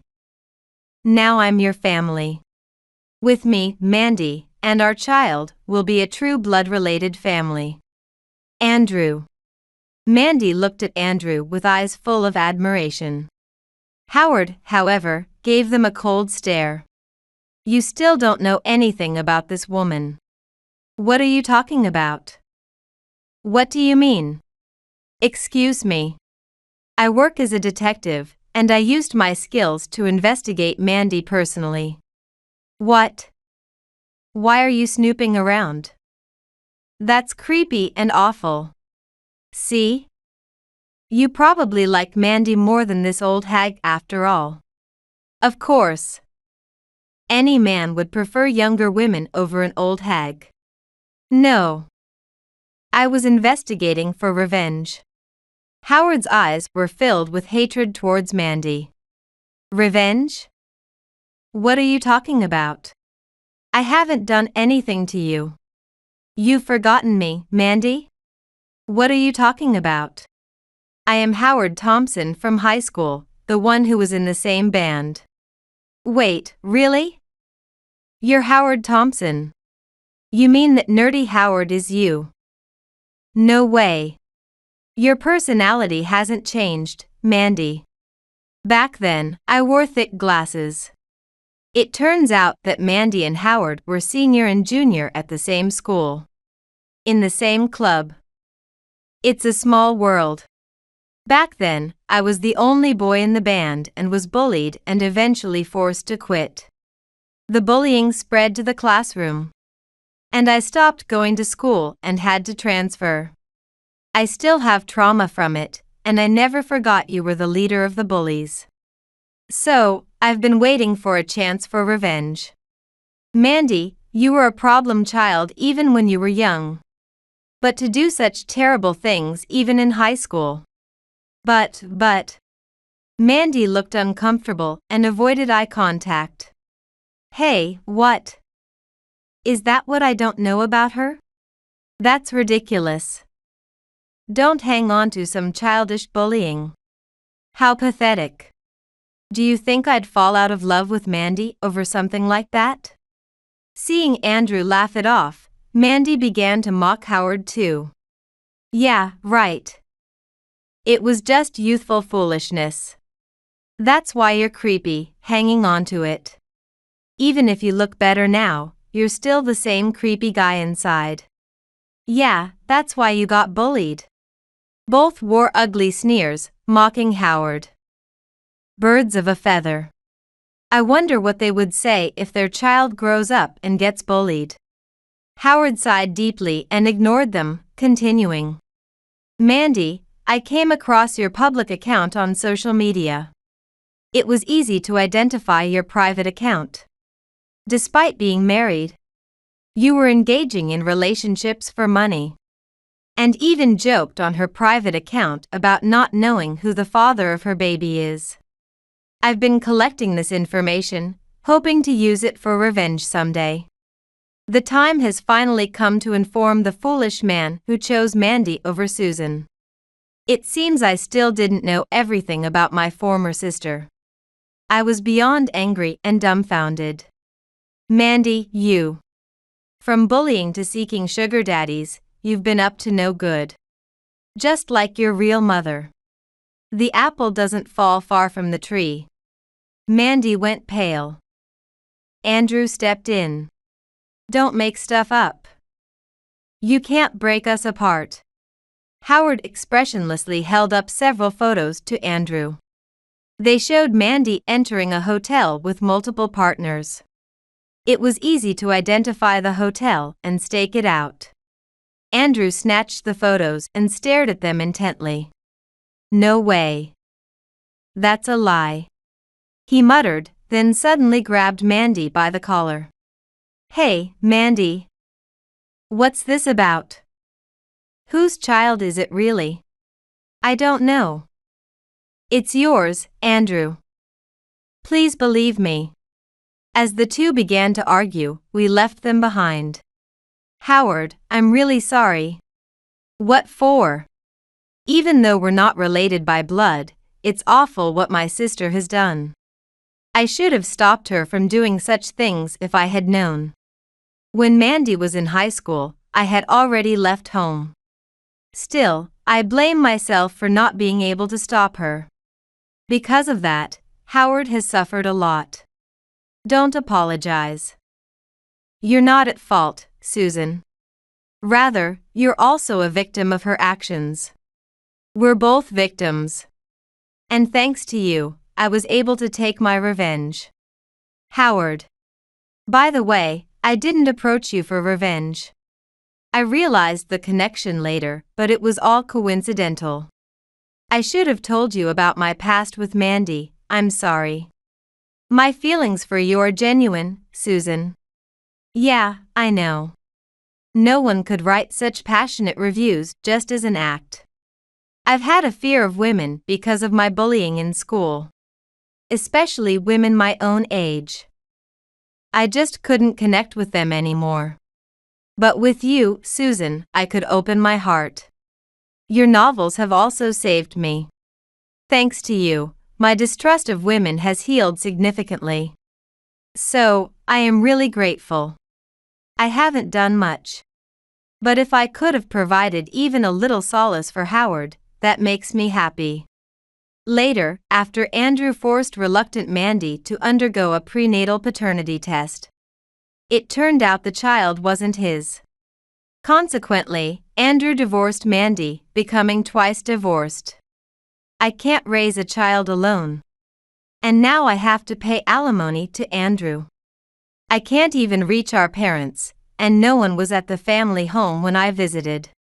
I don't know where they are now. I need their help with their grandchild. It's such a shame, considering your age makes it impossible for you to have children. This would have been their only grandchild. Of course, no one was at the family home. My parents and I had moved out to ensure Mandy couldn't find us. They've said they don't care what would happen to Mandy from now on. Obviously, neither do I. What grandchild? A child of a former daughter who has been disowned. And has no blood ties is hardly a grandchild to my parents. And even now, she doesn't forget to try and one-up me. Please, Susan, you have money. Help me. If not, at least persuade our parents. Tell me where they are. We're family, aren't we? There's supposed to be some familial affection, right? Despite Mandy's pleas for help, I responded. Who are you? I don't have a sister. I've always been an only child. And then I blocked her number. Andrew contacted me next. Even though I divorced Mandy, being twice divorced now means I can't find a woman. Plus, the fact that I was a famous author's ex-husband, and that I cheated with and remarried my wife's sister has spread everywhere, causing a social media uproar. Nowadays, wherever I go, people whisper. I'm gossiped about at work and shunned by acquaintances. Naturally, no women want to be near me. Hey Susan, what did you do? All I did was share about being betrayed by my ex-husband and sister in a magazine interview and on social media. I didn't disclose your personal information, but since I operate under my real name, it wasn't hard for people to figure out who you were. Damn it. This means I can't find a woman in the future. It's your fault. Take responsibility and remarry me. Excuse me? Yeah, that's right. If we got back together, it would restore my reputation. Surely you'd be happy to have me back. No, thank you. I have a wonderful person by my side now. That young guy, right? Society won't stay silent about a marriage with such an age gap. That's not true. I've disclosed our age difference, but my fans are very supportive. Think it over. I can't believe that young man can make you happy. He's been holding on to a grudge from being bullied in school and researching it obsessively. Such a petty, sinister man. He's just a kid. You need a mature, experienced man. I laughed dismissively. A mature, experienced man? Who are you referring to? That's hilarious. You couldn't control your lower half, got lured by a young body, and easily cheated, like a monkey. What? A monkey? Oh, sorry. That was too rude to the monkeys. At least Howard is far more mature and grown-up than you. Howard and I often discuss complex literature and philosophy, something I could never do with Andrew. I ignored Andrew's ranting and hung up, blocking his number. Later, Andrew couldn't stand the rumors at work and quit his job, facing difficulties finding a new one due to the rumors. Mandy tried to contact the potential father of her child involved in her sugar dating, but he soon cut off all contact. Ultimately, she gave birth alone and roamed around trying to push the baby onto our parents. Understandably, they have no intention of taking the baby. They adopted Mandy thinking a child shouldn't be blamed for their origins, but were repaid with betrayal. Plus, they are too old to raise a child now. Initially, Mandy resolved to raise the child alone, but like Andrew, she was exposed to public rumors and ended up in a neurotic state, eventually placing the baby in a facility. I sincerely hope that this child does not walk the same path as its mother. I revised and published the novels I used to post on my blog, each becoming a major hit. Film and television adaptations were also secured, and everything was going smoothly. Howard proposed during this time. Are you sure? I'm 16 years your senior. At this point, age doesn't matter. But I can't have children because of my age. That makes it even less of an issue. Actually, I'm sterile due to an illness I had as a child. Really? So, we can't have children either way. You don't need to worry about anything. If I can be with the person I love, that's all that matters. Thank you, Howard. Will you marry me? Yes, of course. Let's be happy together. I already am. Since we're going to be married, maybe it's time to drop the formalities? Oh, yeah. Both our parents are delighted about our engagement. I look forward to nurturing our happiness with Howard.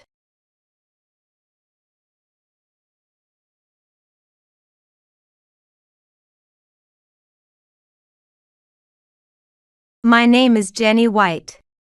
I am 27 years old and a housewife. I married my husband, Alex, who is 3 years older than me, 3 years ago. We've struggled to have children, but our relationship had been relatively good. However, that all changed due to my husband's actions. Instead of showing remorse, you present me with divorce papers. Are you sane? The action that ruined our relationship was my husband's affair with my childhood friend, Kristen. When confronted about the affair, he showed no remorse and instead presented me with prepared divorce papers, declaring, "Why should I have to be the one to apologize? The affair was because of your infertility. I get so tired of coming home to this might work or that might be good. I'm sick of it. I got married when I was 24. We wanted children and started trying to conceive immediately after our wedding. Being young, I thought it would be easy to conceive without any trouble. However, it didn't go as planned, and I didn't get pregnant at all in these 3 years." He justified his affair with Kristen by blaming it on this. People normally can have children without any trouble. But you've wasted so much time and money because of you. As I vented to her, we ended up in that kind of relationship. I don't see why you should blame me. And yet, how could you? No matter what you say, I am going to divorce you and remarry Kristen. Kristen is now pregnant with my child. What? My child that couldn't be conceived with you. Happened immediately when I was with Kristen. That's why I intended to divorce you. And remarry her even before you confronted me about the affair. It just worked out well. As it turns out, my childhood friend Kristen is pregnant with my husband's child. It seems he was planning to choose her over me from the start. I contacted Kristen, but she repeated the same things my husband had said. Disappointed by the actions of my childhood friend, I realized arguing was futile and accepted the divorce. That was 32 years ago. I am now 59, and I barely remember those times. Yet, fate has a strange way of reuniting people, and I unexpectedly ran into them again. Is that Jenny? What? Indeed. It is Jenny. What are you doing here? Do you know where you are? This is the maternity clinic, the maternity clinic. What do you need at a maternity clinic? Are you still not giving up on having children at your age? I was at a maternity clinic that had just opened last year in our hometown. The fact that I, infertile, was at a maternity clinic seemed amusing enough to them to point and laugh openly. We haven't seen each other in a while, but you're still the same. I understand the desire for children as a woman. But you're really making the doctors cry, aren't you? If you're infertile and childless at your age, there's no hope left, right? You might even be getting taken advantage of, letting you hope while draining your money. That's possible. Whatever you say now doesn't affect me anymore. But maybe you should look around? This is a maternity clinic, as you say. It's a hospital. If you can't be quiet, please leave once your business is done so you don't bother other people. Their words echoed in the quiet waiting room, and the other patients frowned upon hearing them. Unperturbed by the reactions around them, they looked at each other and snickered.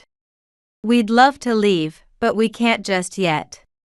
Actually, the daughter Kristen was pregnant with back then is now pregnant herself.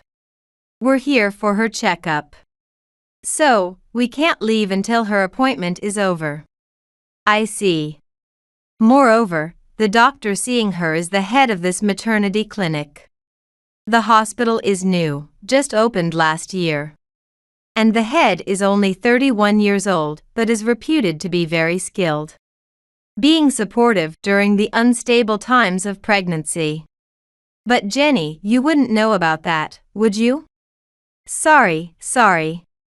The two of them laughed mockingly at my silence, their disdainful and belittling nature unchanged from 32 years ago.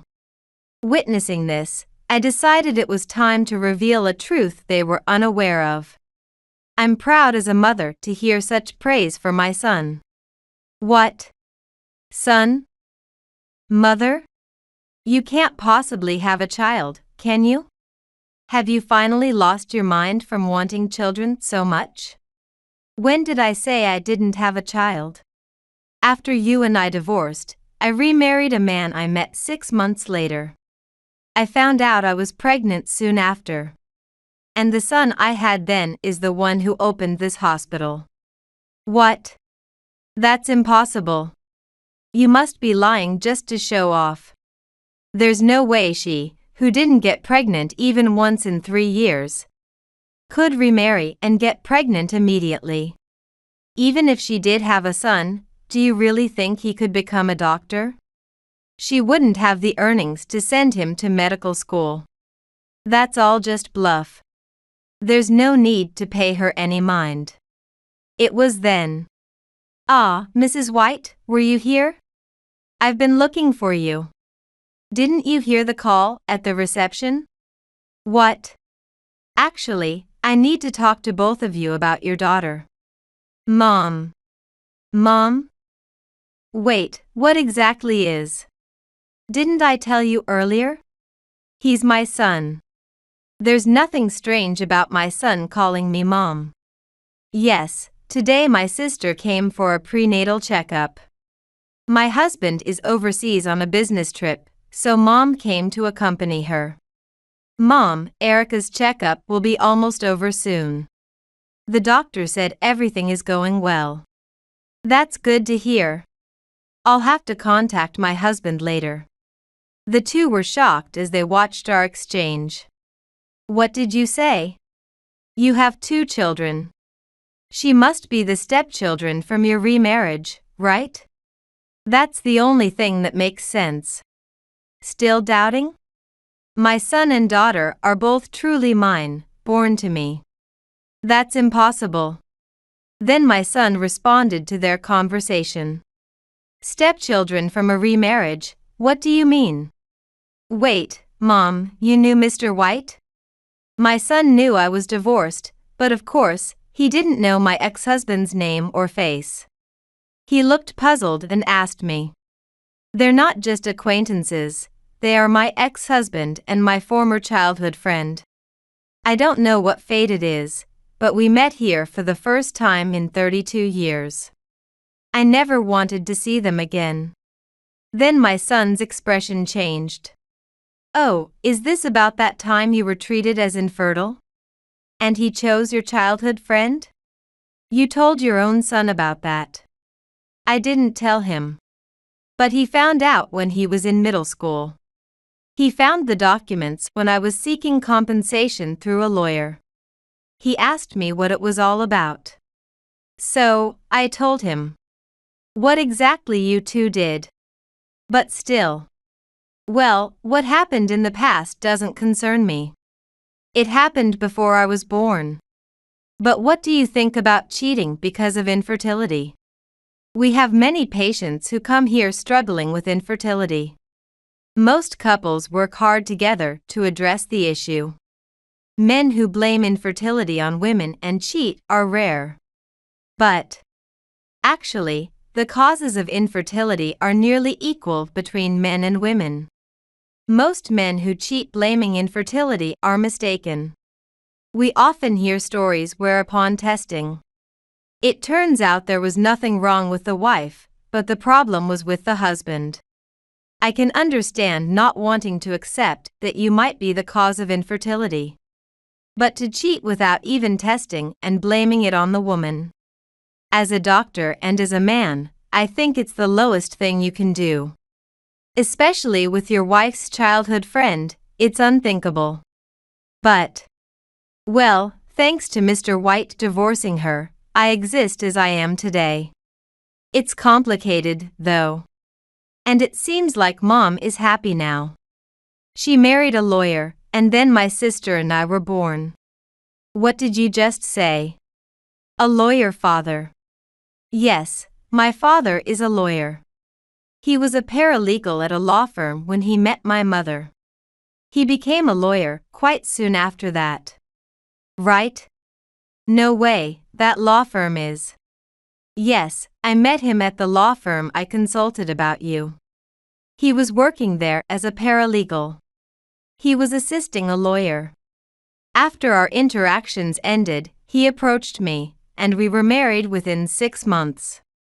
Just now, you said my son couldn't possibly become a doctor. Indeed, my earnings alone might not have been enough to send my son to a university with a medical school. But by marrying my husband and combining our efforts, we were able to send our son to medical school. Of course, it was possible because of my son's own hard work. We just supported him from behind. I am grateful to my husband and children. They have given me happiness I couldn't have imagined when you left me. At my words, the two were speechless and fell silent. By the way, you mentioned earlier that you were looking for them. Is something wrong? Is there something you want to know about your daughter? Oh yes, that was it. Do you both know your blood types? Blood type? Yes, there's something I need to confirm. I'm A. I'm O. What? What's the matter? Do you know your daughter's blood type? Yes. I believe my wife said she's a type. I think she thinks she's a type too. What about it? While they were talking, I glanced at Kristen, who was sweating profusely and holding her face in her hands. Then, my son's next words revealed the reason. Actually, when we did a blood test on your daughter, we discovered that her blood type is not A but B. What? In the early stages of pregnancy, we conduct tests to ensure there are no risks to the mother and child during the pregnancy. We also test the mother's blood type. This is also to ensure quick response in case an emergency transfusion is needed. As your husband mentioned earlier, your daughter said she was type A. However, we can't just transfuse type A blood based on that statement alone. If by any chance she had a blood type that couldn't receive type A, it would be a serious problem. And this time, to prevent any such emergencies, we tested your daughter's blood type and found out it is not A, but B. That's impossible. What did my daughter say about this? We haven't spoken to your daughter and her husband yet. There could be various circumstances. So we thought we'd check with the parents first since they were at the hospital. We had the reception call you earlier. My son informed them that their daughter's blood type, B, could not have come from two parents who are A and O. The ex-husband stood there stunned. What does this mean? Why would B type arise from A and O types? It must be a mistake. It has to be. That's the only explanation. Were you cheating? What? With some B-type man? What are you starting now? There's no way I did such a thing. But the fact is, she's said to be B-type. B-type can only come from a parent who is B or AB type. Since we're A and O, we don't have the genes for a B-type child. Explain what this means. The ex-husband's voice echoed in the waiting room, creating a complete scene. Mr. White, please calm down. How can I be calm? For 32 years, I thought she was my daughter. And now there's a suspicion she might be someone else's. Who exactly is? By the way, wasn't Kristen's longtime boyfriend B-type? At these words, Kristen appeared shocked. What are you saying? Remember, you had been dating him for nearly 10 years just before you decided to remarry my ex-husband. I think he said he was type B. Why do you know my boyfriend's blood type? We once went out together, remember? On our way back, we saw a sign for a blood donation bus. He casually mentioned, they're short on type B blood right now. And I'm type B, maybe I should donate. He actually went to donate. So I remember clearly. You, with that man? It's not like that. She is truly your child. Then why is her blood type B? Think about it, it's impossible for two parents with types A and O to produce a type B child. Were you cheating? To catch my attention, did you pretend her boyfriend's child was mine? No. Believe me. She is definitely type A. She was tested at birth.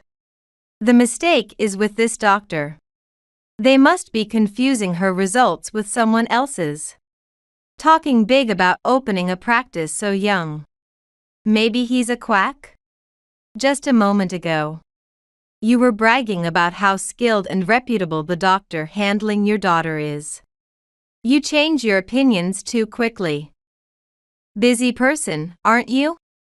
But that's because. And it's far-fetched to say that the child is his. What do you mean by that? You knew, didn't you? What? That it wasn't me who was infertile, but him. What are you talking about? Why would I be infertile? Didn't our son just say? Infertility isn't just a woman's issue. But why am I supposed to be infertile? That has nothing to do with it. It has everything to do with it. The doctors told me clearly back then. Indeed, it was my husband, not I, who was diagnosed with infertility at that time. The words I spoke turned their faces pale with shock. It's a lie, right? It's a joke, right? It's neither a lie nor a joke. But that's never been mentioned. What are you talking about? Have you forgotten? They tested me and found no cause of infertility. So they suggested your husband should also be tested. You were tested, weren't you? I told you that the issue was with you. I never heard such a thing. I definitely told you. But you never took my words seriously. All infertility is the woman's fault. A man could never be the cause of infertility. Because it's the woman who has to get pregnant. That's what you used to say. But I kept telling you to go to the hospital with me over and over. But you insisted it was my fault. At that time, it came out that you were cheating on me with my childhood friend Kristen. When confronted, Kristen said she was pregnant with your child. The doctors had told you that without treatment, natural conception was almost impossible for you. I wondered how you could have easily gotten Kristen pregnant, but it was just as I thought. Are you really saying that? I wouldn't lie about something like this. So, the reason I couldn't get pregnant during our 3 years of marriage was because you were infertile. I've given birth to 2 children since then. That's the proof. It can't be true. It's been 32 years, so I don't know what has changed since then. But at that time, I was certainly told that was the case. Such a thing. If what you are saying is true, then that child might not be mine after all. If it bothers you that much, why not get a DNA test? That might clear up any doubts you have. And Kristen, you must have had an inkling, right? That despite trying, you couldn't get pregnant. Perhaps he was also a reason for the infertility. So, you got pregnant by your boyfriend at the time and claimed it was his child? Kristen, no. That's not true. That child is definitely ours. After raising her for 32 years, why would you get swayed by what your ex-wife says now? Besides, just because it was almost impossible doesn't mean it was absolutely impossible, right? There might still be a chance. Just because you were told you are infertile doesn't mean there is 0 chance of natural conception. There is still a possibility. See, I told you. But if you're going to bring up this topic, as I mentioned earlier, it's impossible for parents with blood types A and O to have a child with blood type B. That's 100% certain. So, what does that mean? If either of your blood types was recorded incorrectly, there might be a chance of having a child with blood type B. But if your blood types are definitely A and O, it's difficult to say. But it's highly likely that she is not your child. That's basically what it means. How can you say that? Do you think it's okay for a gynecologist to tell someone that's not your child? People do ask sometimes. Patients ask if it's possible for 2 type A parents to have a type B child. If both parents are type A, the child can only be A or O. Conversely, if one parent is A and the other is B, then the child could be of any blood type. In such cases, it's my duty as a doctor to convey the truth. Fudging or lying can lead to serious issues for everyone involved later on. When the son explained this, Kristen turned bright red and began trembling. So, you mean the child might actually As I said earlier, if there was a mistake with the parents' blood types, it wouldn't be strange for the child's blood type to be different. Is it possible for there to be a mistake with the parents' blood types? Sometimes the blood type tested at birth can be wrong. Or perhaps you misunderstood the blood type you were told by your parents when you were a child. But it's unlikely there was a mistake with the mother's blood type, especially since blood tests are done during the early stages of pregnancy. Like with your daughter. That means the mistake might be with the father. Have you ever had a major illness or surgery? I had surgery after an accident in my 20s. Then they would have tested your blood type. Have you ever been told there was a mistake with your blood type? No. I see. Then there's only one possibility. The father must have the B gene. Enough. Stop it. I've been quiet listening to you. Talking about someone's daughter as if she's a child born from an affair. Do you think you have a duty to tell the truth? Was there any need to blab about such private matters? I'll sue you for defamation. Even if she turns out to be your biological child, a child born from an affair isn't wrong. Because she was conceived through an affair with my husband. What did you say? And if you're thinking of suing me for defamation, you should be prepared to be sued yourselves. What? In this busy maternity clinic waiting room. This isn't a place for the infertile. It's pitiful that you can't have children. Who said those words to me? Well. At that moment, the two finally noticed the piercing stares of those around them. There were couples struggling with infertility and women suffering from illnesses. Their cruel words had everyone glaring at them. So, that was, Go ahead and sue if you want. Do as you like. But don't forget you've done even worse. Cornered, she glared at me and snapped. What are you saying I've done? Ganging up and blaming me like this.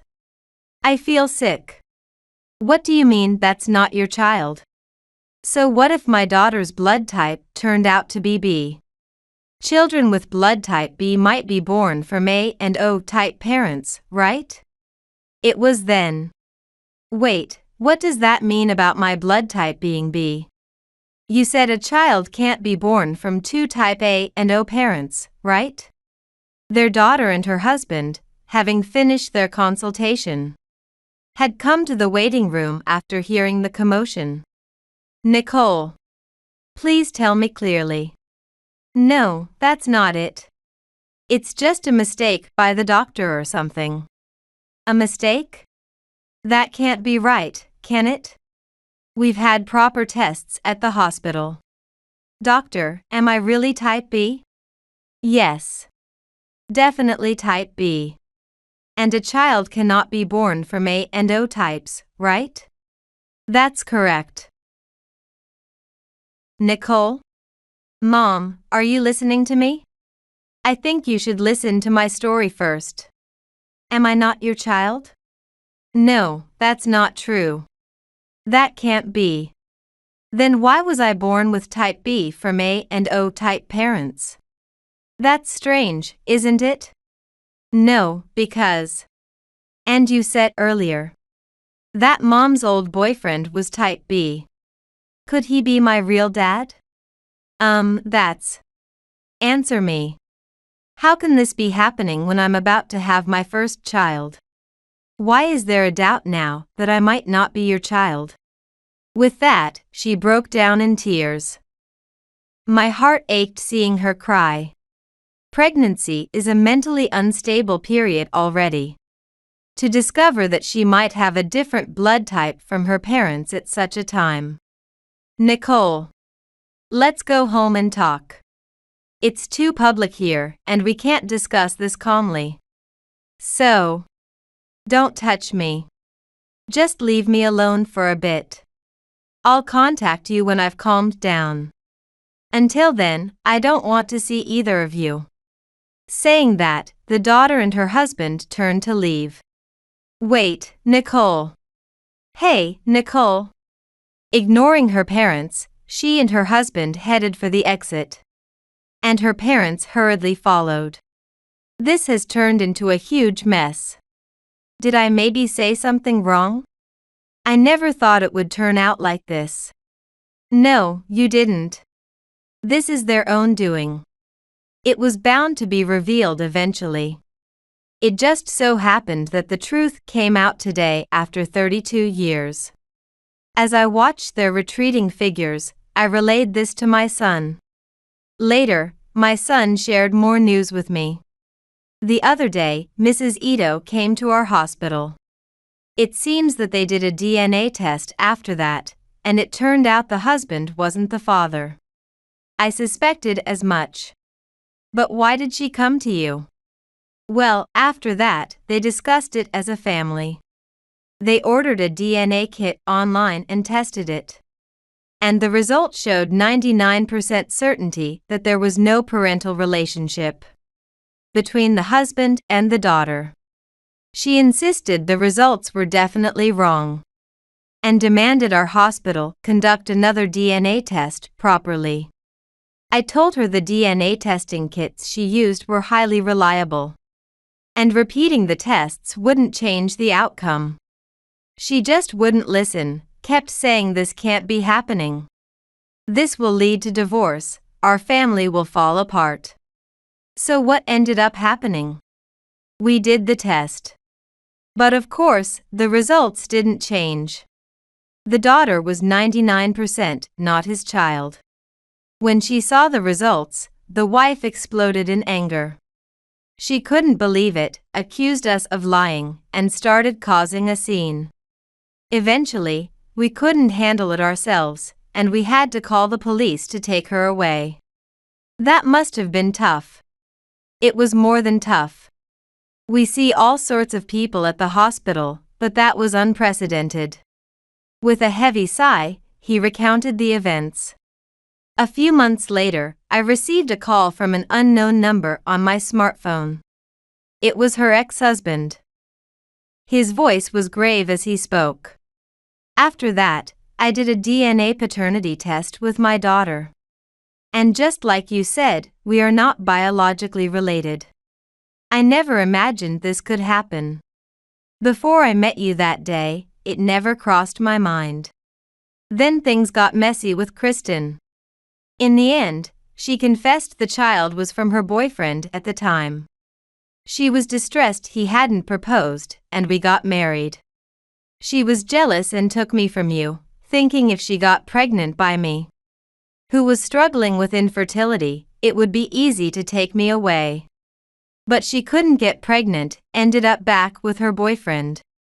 Got pregnant by him, and then lied that it was my child. For 32 years. I see. He thought I didn't know about Kristen storming into my son's gynecology clinic. So he shared the entire story with me. In the end, I divorced Kristen. Moreover, after hearing the whole story, our daughter, she decided to cut ties, blocked my calls. My parents are gone, and I have no siblings. I'm all alone now. That's unfortunate. But why tell me all this? That's just it. If you had listened to me earlier, maybe it wouldn't have ended like this. But it's too late for regrets now. This is the future you chose back then. After that conversation, I never saw him again. Where he is or what he's doing now, I don't know, but he surely regrets his choices deeply.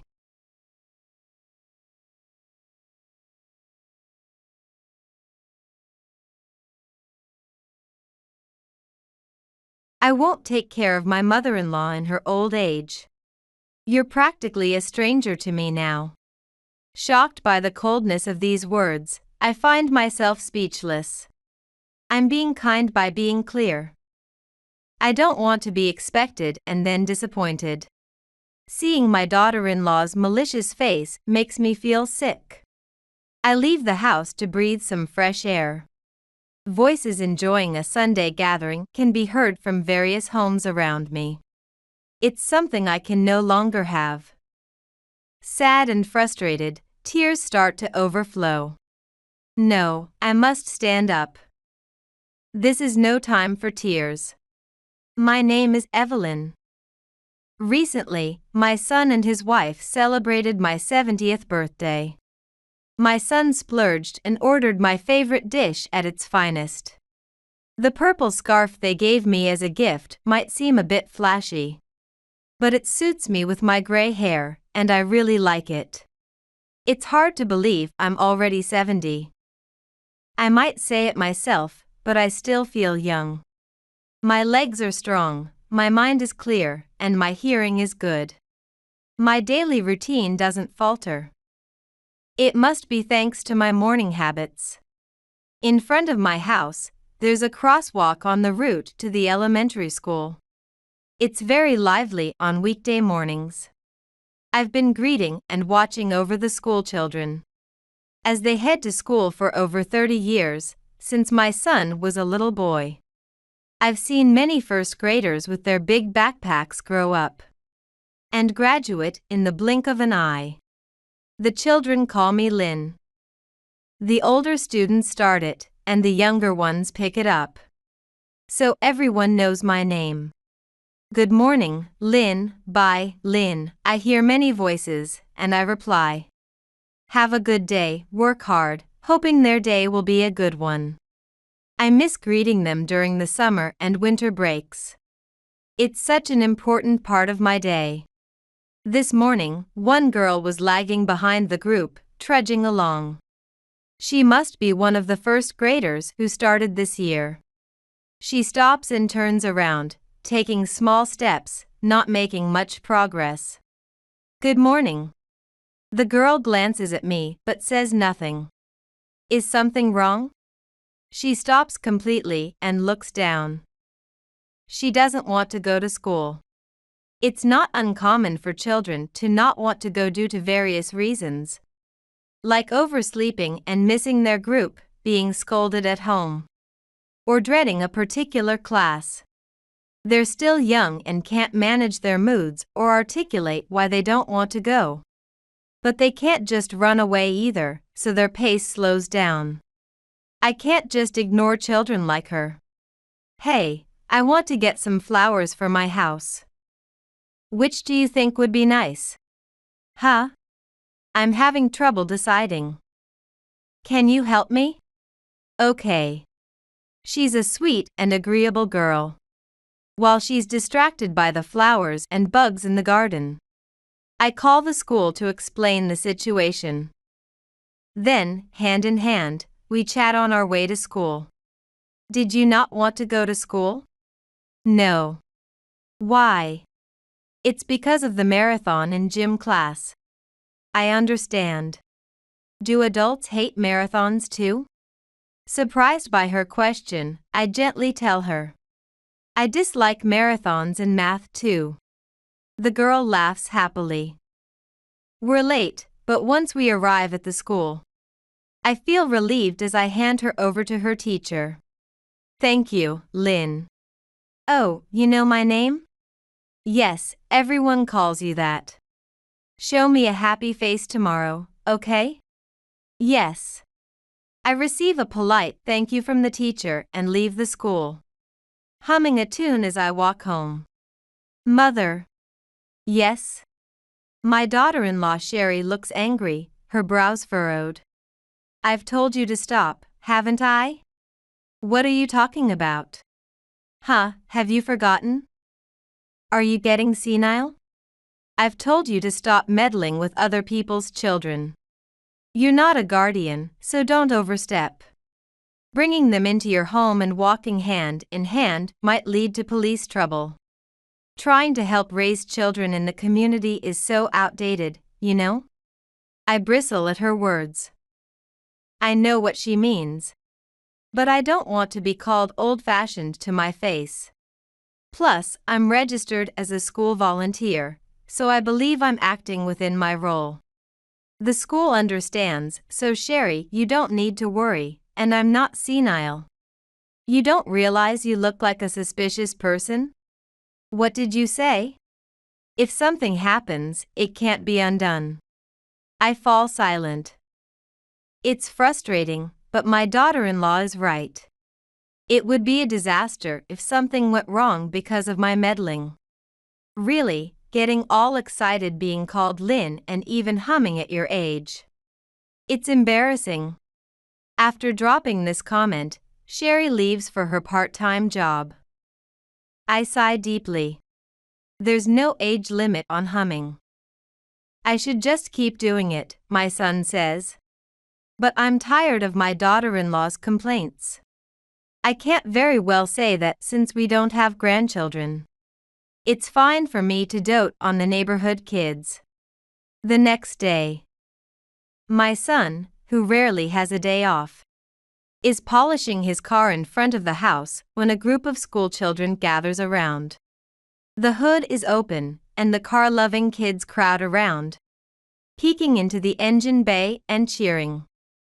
Watching them happily, Sherry comes out of the house and says, "Oh, how noisy. Why do children have to be so loud when they gather? Hey, Sherry. Just go home already. You're in the way." The children scatter like spiders. There's no need to speak to them like that. It's the kids who are dallying who are at fault. What if there's trouble? Can you take responsibility? I thought not. Humph. My daughter-in-law seems satisfied having said her piece. My son just listens silently. He doesn't argue with her because it would only make things worse. Seeing his troubled smile makes me feel sorry for him. Like me, he loves children and deliberately chooses to clean his car during their school dismissal time. I hope that in a few years, when I can no longer stand, my son will take over my morning greetings. But that secret hope was never fulfilled. My son died suddenly. The cause was a stroke. He was healthy. It's unbelievable that he passed away before me. After a hurried funeral, my son was confined to a small box. Overwhelmed with grief and fatigue, my ruthless daughter-in-law said to me, "Mother, this is a good opportunity for you to move out." I couldn't respond because I didn't understand what she was saying. She started to speak presumptuously. "This house is mine now, so I can't let you live here anymore. I'll transfer your inheritance in cash, so don't worry." What are you talking about? That's impossible. I've spent more than half my life in this house. It's filled with memories of when my son was young, and was put in his name when my husband died. There's no way it suddenly belongs to my daughter-in-law. What don't you like? Soon you won't be able to live without someone caring for you, right? What you need isn't this house, but cash to enter a facility in your old age. Her cold words leave me speechless. I'm telling you, I won't take care of you. You're a stranger to me now. How can you say that? I'm being kind by being clear. I don't want you to expect anything from me and feel betrayed. I'm panicking. Maybe it's the shock and fatigue from my son's death that's causing this headache. I want to retort, but my mind is too jumbled to find the words. But I absolutely refuse to comply without a fight. If you understand, then pack your things and leave by tomorrow. Wait a minute. Yes? I'm still healthy and have no intention of entering a facility. It's absurd to ask me to leave the house suddenly. Are you being selfish? What do you expect me to do? Who's being selfish? If you don't want to go to a facility, maybe you should become homeless. You might even make some friends who are a good match for you. My daughter-in-law smirks with a malicious look. Just looking at her worsens my headache. I'm going out for some air. I leave the house to calm down. As soon as I start walking, I realize I left without even taking my keys. Looking around, I see no school children walking, even though it's dismissal time. Then I remember today is Sunday. I must be really panicking. But it's for the best. I couldn't bear to show the children such a dreadful face. I sit on a bench in a small park with only a swing set, a little way from my house, and look up at the sky. What should I do now? What can I do? Should I consult a lawyer and fight with my daughter-in-law for years? I just want to continue my peaceful daily life. Hearing voices enjoying a Sunday gathering from various homes. I feel so sad and frustrated that tears start to overflow. Then, a parent and child come to the park. A young girl and her father, perhaps out for a walk. I watch the happy-looking pair enviously. Is something the matter? I'm startled when the father speaks to me, but I quickly understand. Anyone would be concerned to see an elderly person in pajamas and sandals crying in a park. Grandma, what's wrong? The little girl peers at my face. It's embarrassing to be worried about by such a young child. I'm sorry, I'm fine. Ah. Aren't you Lynn? Hearing the familiar name, I look up to see the girl I walked to school with recently. Daddy, it's Lynn. Thank you for helping my daughter the other day. The father thanked me. My daughter told me about you, and I wanted to meet you. I'm sorry to see you alone here like this. What happened? No, it's nothing. I want to speak cheerfully and smile like the usual Lynn, but I can't quite manage it. Lynn, is something wrong? It's nothing, really nothing. No, you're in trouble again, right? I'll help you.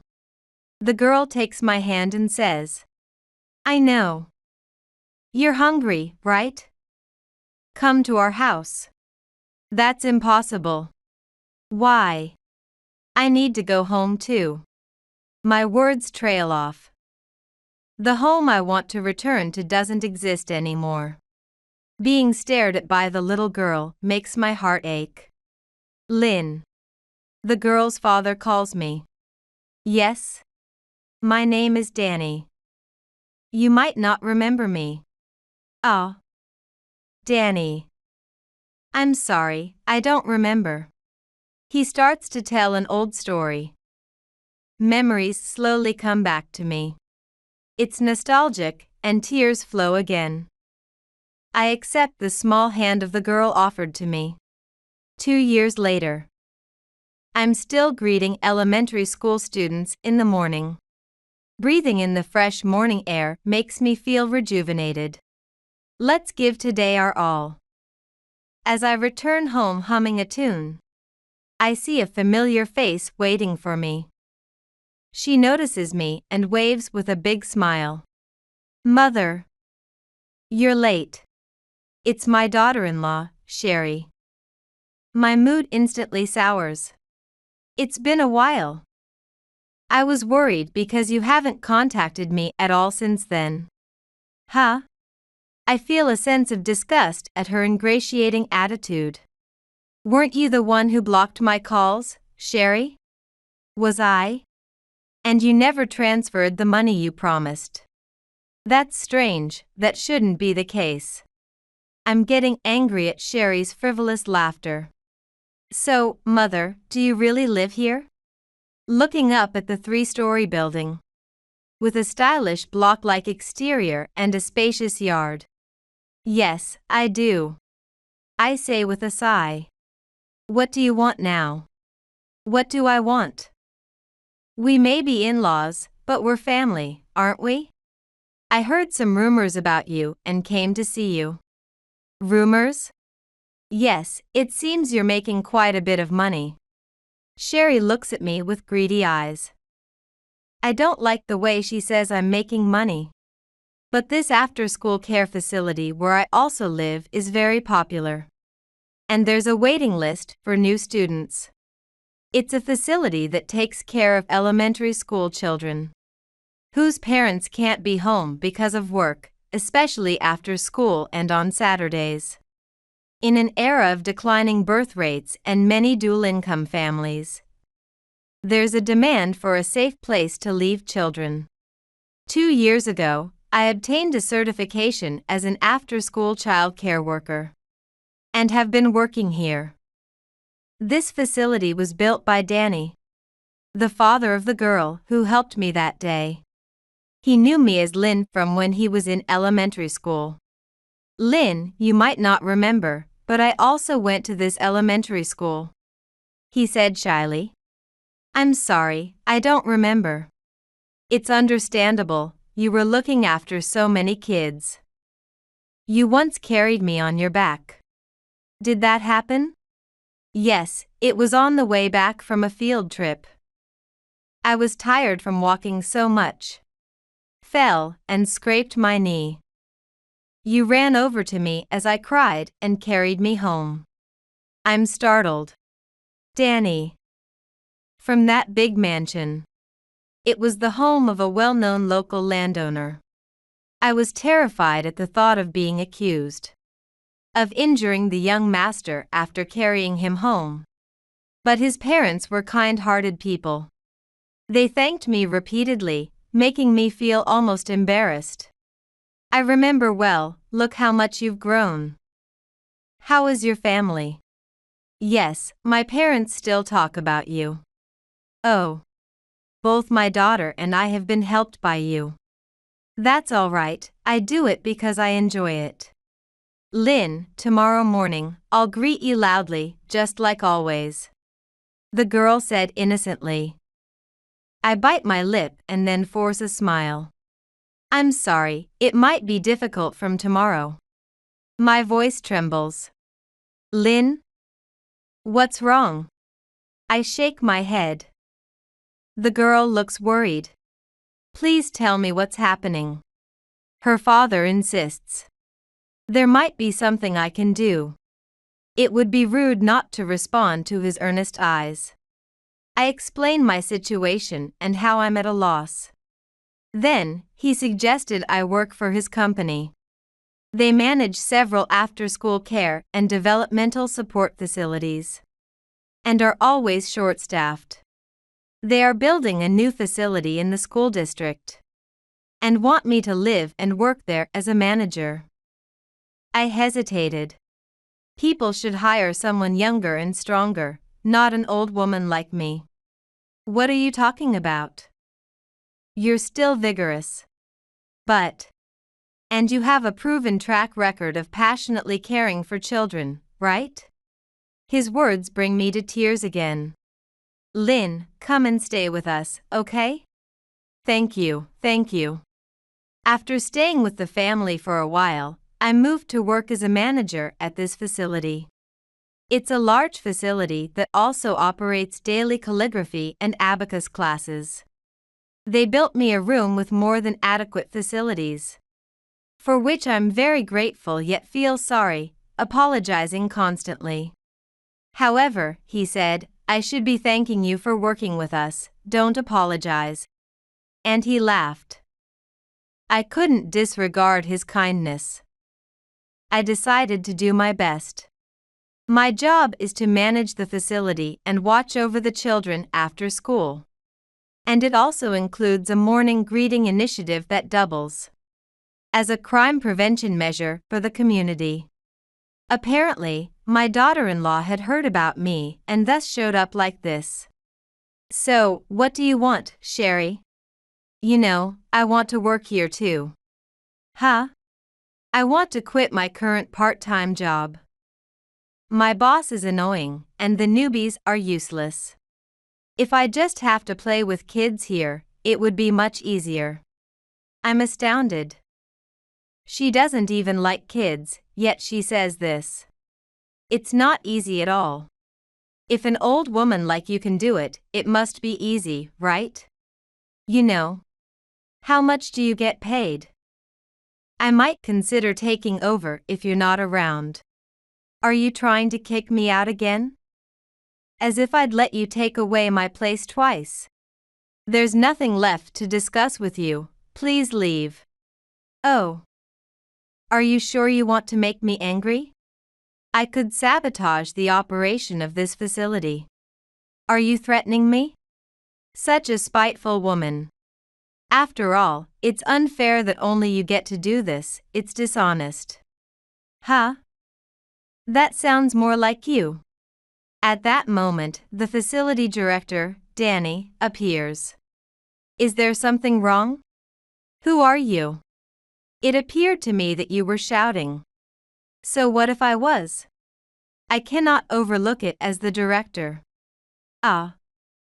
No way. You should have told me sooner. Sherry quickly changes her attitude. My mother-in-law has been under your care. Not at all, she is a very capable person and we are grateful to have her. Pfft, no need to flatter me. What brings you here today? I came to talk to my mother-in-law. Don't worry, I have a responsibility as her guardian. And I will eventually take over this facility. Sherry looks up flirtatiously at him, although he knows the whole situation. It must be difficult to employ an old person, especially one who boldly lives here, right? It doesn't bring you any profit. Sherry, that's rude. Mother, please stay quiet. The director thinks for a moment and then says something unbelievable. The live-in arrangement was a condition we proposed. If you want to work here, you'll need to do the same. I am stunned. Have him work live-in? Are you serious? I can hear my own heartbeat. That's right, then I will live here too. No, not here, you'll be in the staff dormitory. That's news to me. They have a staff dormitory? It's a rental apartment, so you will pay your own rent and utilities. Is that really a staff dormitory? Sherry doesn't seem to question it. But isn't that just like living in any apartment? I have my own home, so I'd like to commute. Then you cannot work here. What should I do? You can live in the dormitory, and leave your house management to me. To you? Your house is located on the school route and has a large property. Ideal for building a new childcare facility. Would you sell the land and building to us? Huh? Of course, I'll pay above market price. Really? I'll sell. Sherry. What are you saying? Taking it from me and then selling it? If it's put to good use, isn't that fine? You're unbelievable. In exchange, make the top floor of the new facility my home. And give me the best position. I tremble with anger at Sherry's audacity. The director gives me a subtle look. What does he intend to do? Later, Sherry easily signs the documents to sell the house. She's thrilled with the large sum of money she's getting. I trust the director. But this felt like a betrayal. However, he later said, the plan to build the childcare facility has been postponed. He says, chuckling mischievously. Too bad. I hurried to acquire that house, but the timing turned out to be off. Sorry to increase your workload, Lynn, but I'll need you to manage that house for a while. He hands me the keys to my old house. My heart warms. He's returned my long-lost home to me. I've dreamt of that familiar house so many times. I nod again and again, filled with joy. But now, I have an important live-in job. I plan to visit to clean up, reminiscing about my late husband and son. Sherry moves into the dormitory, which is just an apartment. She's told she needs to earn a qualification to work, so she starts studying. She wants a good position, so the condition is to obtain a social worker certification. Then gain over 5 years of experience, and take a course. So long? You're kidding, right? I don't know about other facilities, but we value trust here, so we definitely require that. But mother-in-law didn't have to do that. I was exempt because I have a kindergarten teaching license and experience. Right. I doubt she can achieve it, given her character. I'm not supporting her, but let her try her best. She used to say it's an easy job that even an old person can do. I wonder if she's changed her mind. By the way, Mother, how did you start working here? Through connections? I have no connections. Why is a person over 70 getting preferential treatment? Please tell me. Why indeed? This is simply a matter of fate. It may be thanks to the years of accumulation. It's not something that can be taught. Then, please say it yourself. What should I say? Ask them to give me special treatment. I take back what I said. Encouraging such a rotten daughter-in-law was a waste of words. You really have a dishonest nature. I'm fed up. Huh? You better take a good look at yourself. What did you say? Sherry raises her voice. At this point, the facility director, Danny, intervenes. Do I need to teach you how to speak properly?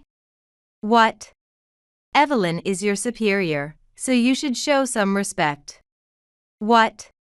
Sherry is stunned by his remark. Remember, I will be in a higher position than you soon. She leaves with those parting words. Perhaps she's off to study for her qualifications?